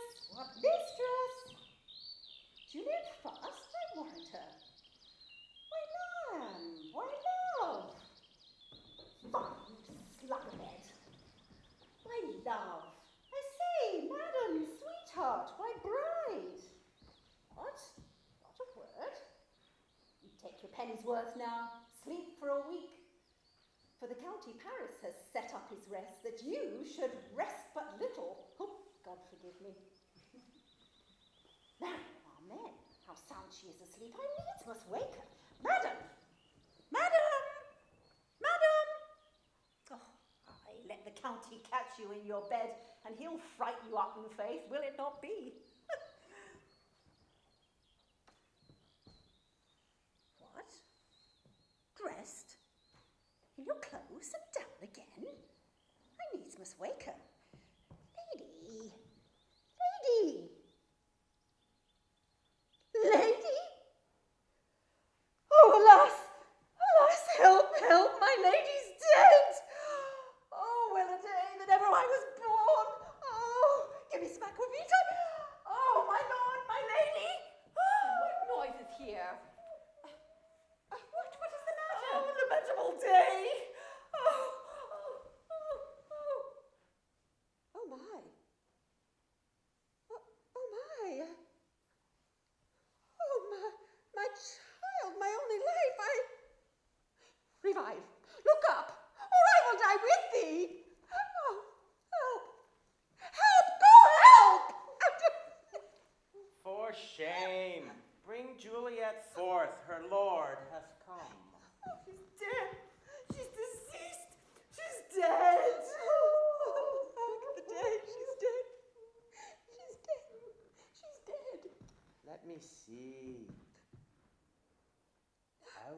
Alas, she is cold. Her blood is settled, and her joints are stiff. Life and these lips have long been separated, and death lays on her like an untimely frost upon the sweetest flower of all the field. Oh, lamentable day! Oh, woeful time! Death that has taken her hence to make me wail ties up my tongue and will not let me speak. Come, is the bride ready to go to church? Ready to go, but never to return. O son, the night before thy wedding day, has death laid with your wife. There she lies, flower as she was, deflowered by him. Death is my son-in-law, death is my heir. He hath wedded my daughter, and I will die, and all will be his. Life living, all will be death's. Have I thought long to see this morning's face? And doth it give me such a sight as this? Oh, accursed, unhappy, wretched, hateful day! But one thing to rejoice and solace in, and cruel death hath catched it from my sight. Oh, never was so black a day as this. Oh, woeful day, Beguiled, divorced, wronged, spited, slain, by cruel death, beguiled, by cruel thee, here overthrown. O love, O life, not life, but love and death. Despised, distressed, hated, martyred, killed.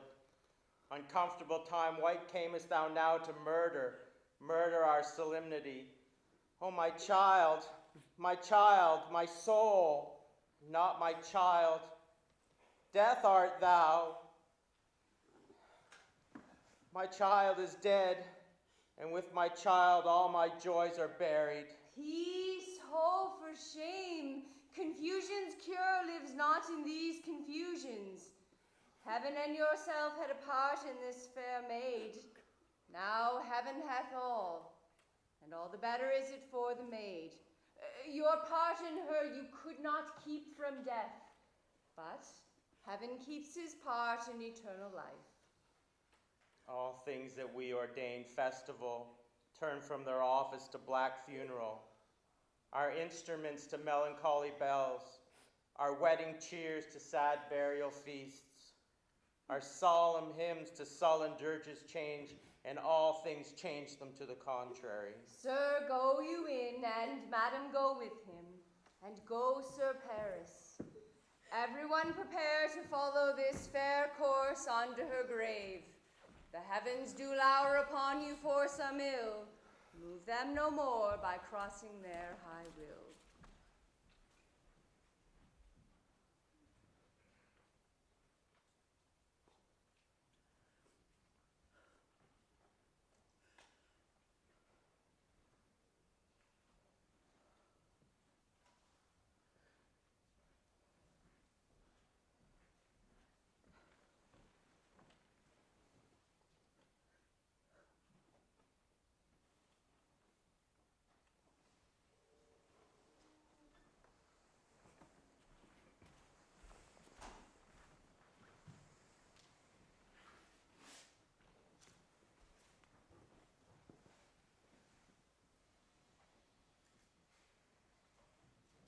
If I may trust the flattering truth of sleep, my dreams presage some joyful news at hand.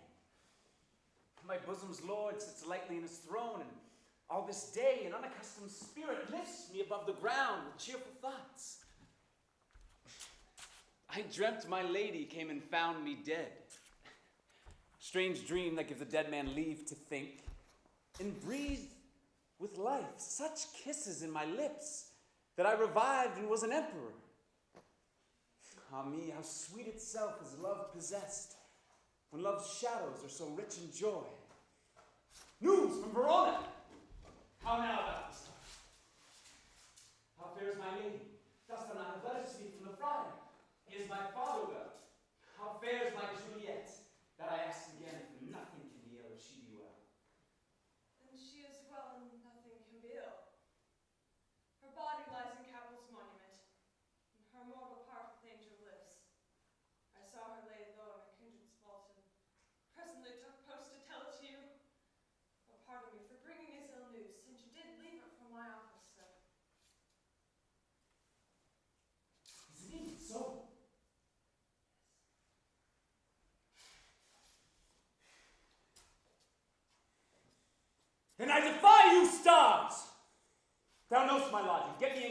and hire post horses. I will hence tonight. I beseech you, sir, have patience. Your looks are pale and wild and do import some misadventure. Tush! Thou art deceived. Leave me and do the thing I bid thee do. Hast thou no letters to me from the friar? No, my good lord. No matter. Get thee gone, and hire those horses. I'll be with thee straight.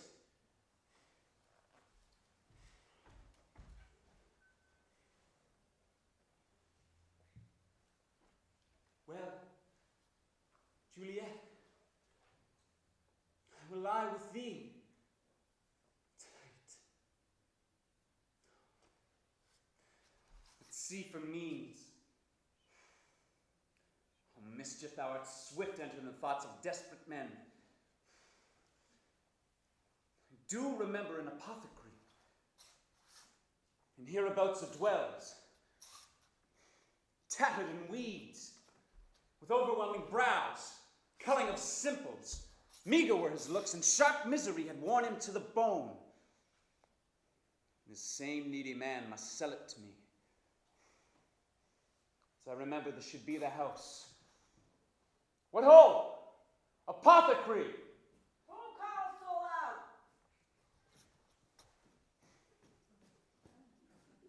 Come hither, man. See that thou art poor. Hold. Here's 40 ducats. Let me have a dram of poison. Such soon speeding gears will disperse itself through all the veins. The life-weary taker may fall back dead. Such mortal drugs I have, but Mantua's law is death to any he that utters them. Art thou so bare, full of wretchedness, and fierce to die? Famine is in thy cheek, need and oppression starveth in thy eye. Contempt and beggary hangs upon thy back. The world is not thy friend, nor the world's law. The world affords no law to make thee rich. Therefore be not poor, but break it. And take this. My poverty, but not my will consents. I pay thy poverty, and not thy will. Put this in any liquid thing you will, and drink it off. And if you had the strength of 20 men, it would dispatch you straight.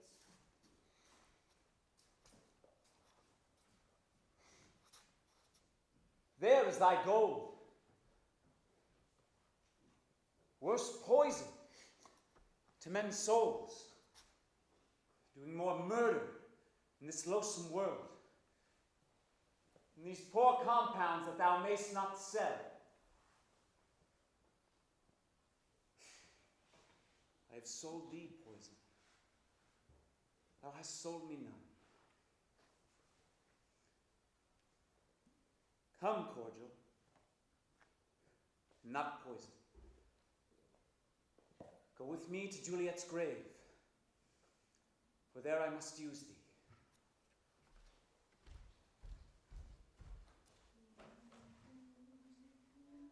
Holy Franciscan friar! Brother Ho! This same should be the voice of Friar John. Welcome from Mantua. Oh, what says Romeo? Or if his mind be writ, give me his letter. Going to find a barefoot brother out, one of our order to associate me here in the city, and finding him, the sir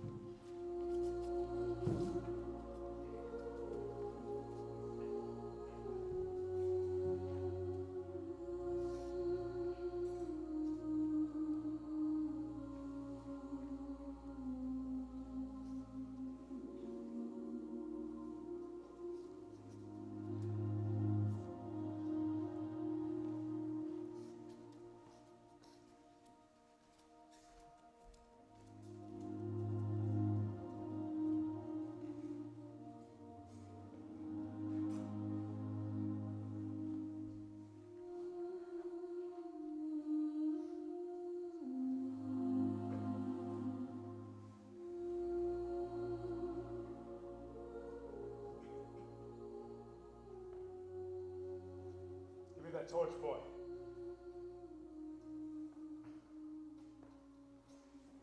Hence, stand aloof. Put it out, where I would not be seen.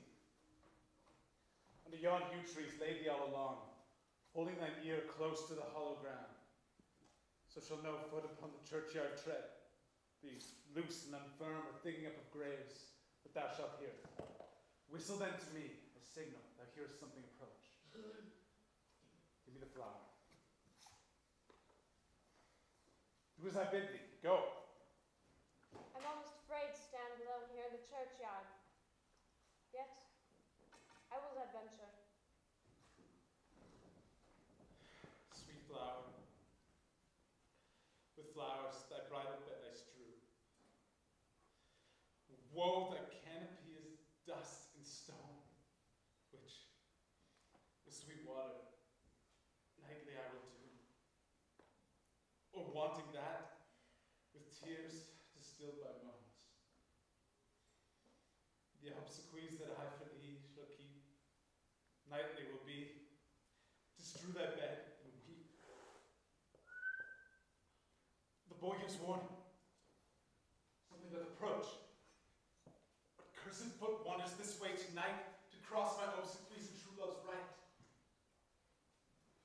What? The torch? Muffle me not a while.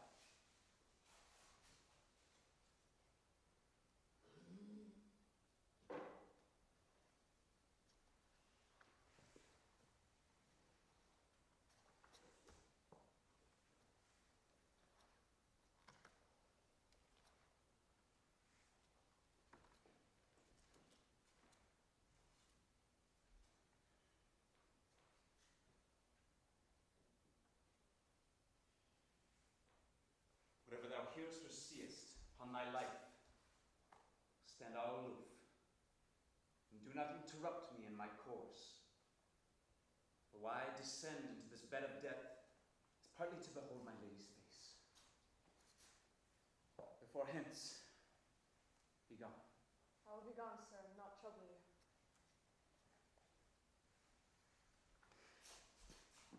So shalt thou show me friendship. Take thou that. Farewell, Balthazar. Live and be prosperous.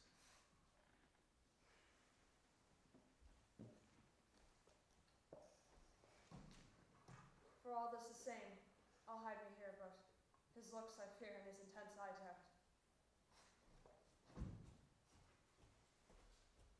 This is that banished, haughty Montague, who murdered my lost cousin. Such grief to suppose the fair creature die. And here is come to do some villainous shame to the dead body. I will apprehend him. Stop thy unhallowed toil, vile Montague. Can vengeance be pursued further than death? Obey. I apprehend thee. Obey me, and go with me, for thou must die. I must indeed, and therefore came I hither. Good gentle youth, tempt not a desperate man. Put not another sin upon my head by urging me to fury. Oh, be gone. By heaven, I love thee better than myself, for I come hither armed against myself. Oh, be gone. Live. Hereafter say, a madman's mercy bid thee run away. I do defy thy conjurations, and apprehend thee for a felon here. Wilt thou provoke me? And have at thee, boy. Oh Lord, they fight! I will go call the watch!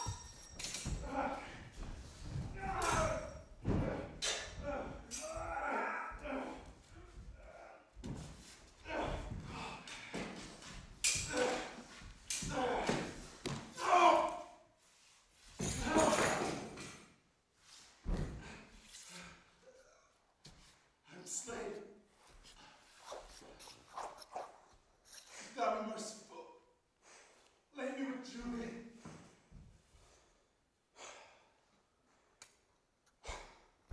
Let me peruse this face.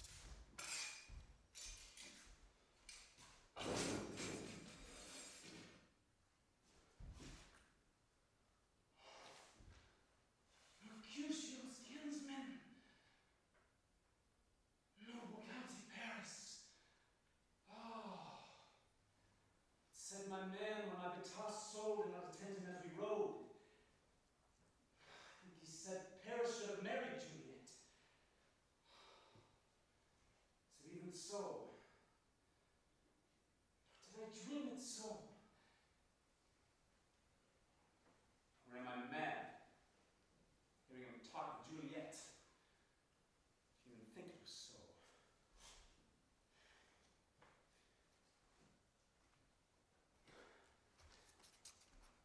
Oh my God. My body. Death, that hath sucked the honey of thy breath, hath had no power yet upon thy beauty.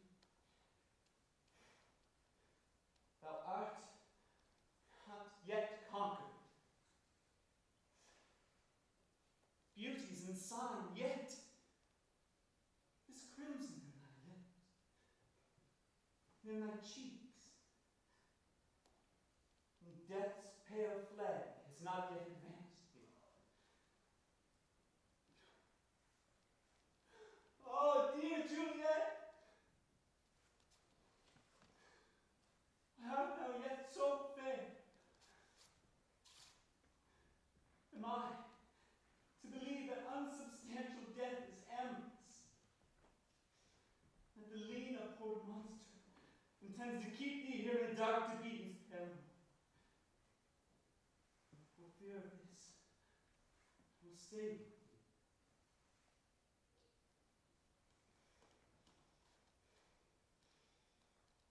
Eyes, look your last. Ah, take your last embrace. And oh, you, lips, see the righteous kiss, the dateless bargain, who engrossing death.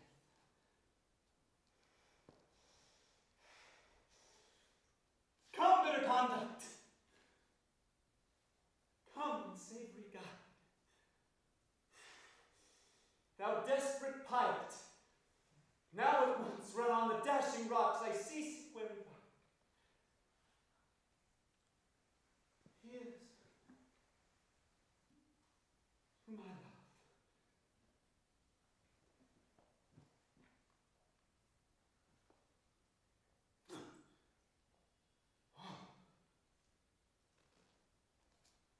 True, apothecary.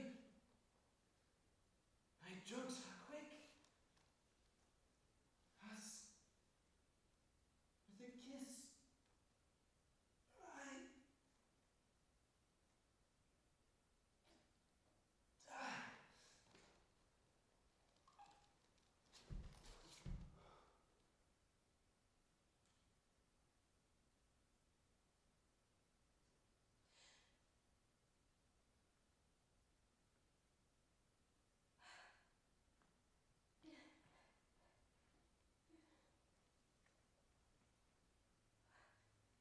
Where's my lord? I do remember well where I should be. And there I am. Where's my Romeo?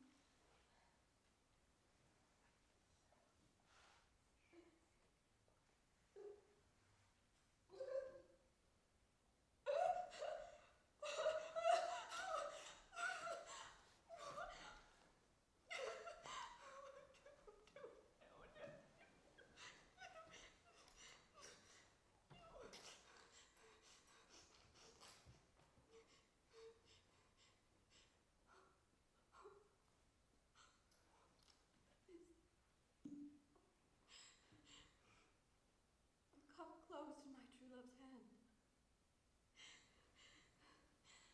Poison I see hath been his timeless end.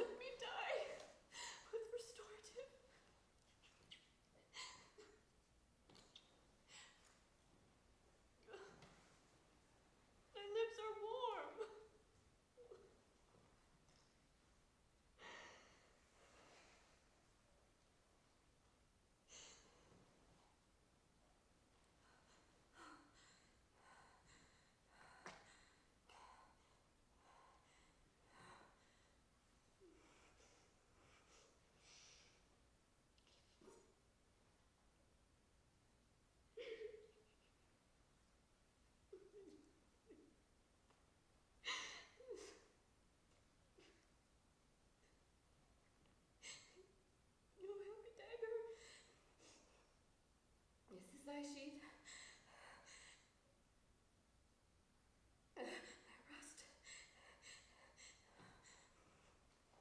And let me die.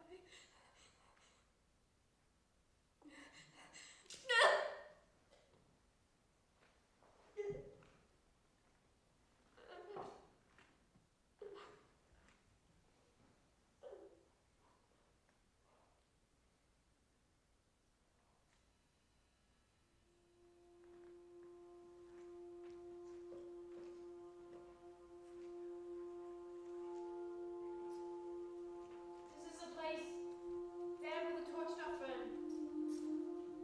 The ground is bloody. Search about the churchyard.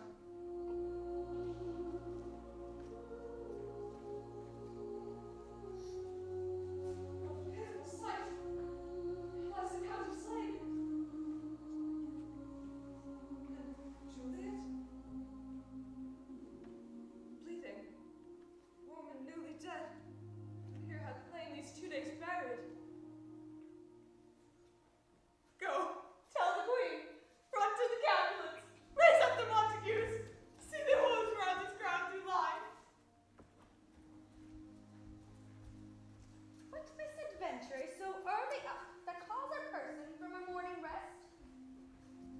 What could it be that they so shriek abroad? People in the street call Romeo, some Juliet, and some Paris, and all run with open outcry to our monument. Furiousness which startles in our ears. Sovereign, here lies Count of Paris slain. Oh heaven, oh wife, look how our daughter bleeds. This dagger is mistaken, for lo, his house is empty on the back of Montague, and it is missheathed in our daughter's bosom. Thou untaught, what manners is in this to press before thy father to a grave? Where be these enemies? Capulet, Montague. See what a scourge is laid upon your hate, that heaven finds means to kill your joys with love. And I, for winking at your discords too, have lost a brace of kinsmen. All are punished. Oh, brother Montague, take my hand. Here is my daughter's jointure, for no more can I demand. But I can give thee more. For I shall raise her statue in pure gold, that while Verona by that name is known, there shall no figure at such rate be set as that of true and faithful Juliet. As rich shall Romeo's by his lady's life, a poor sacrifice for our enmity. A blooming peace this morning with it brings. The sun for sorrow will not show his head. Go hence to have more talk of these sad things. Some shall be pardoned, and some punished. For never was there a story of more woe than this of Juliet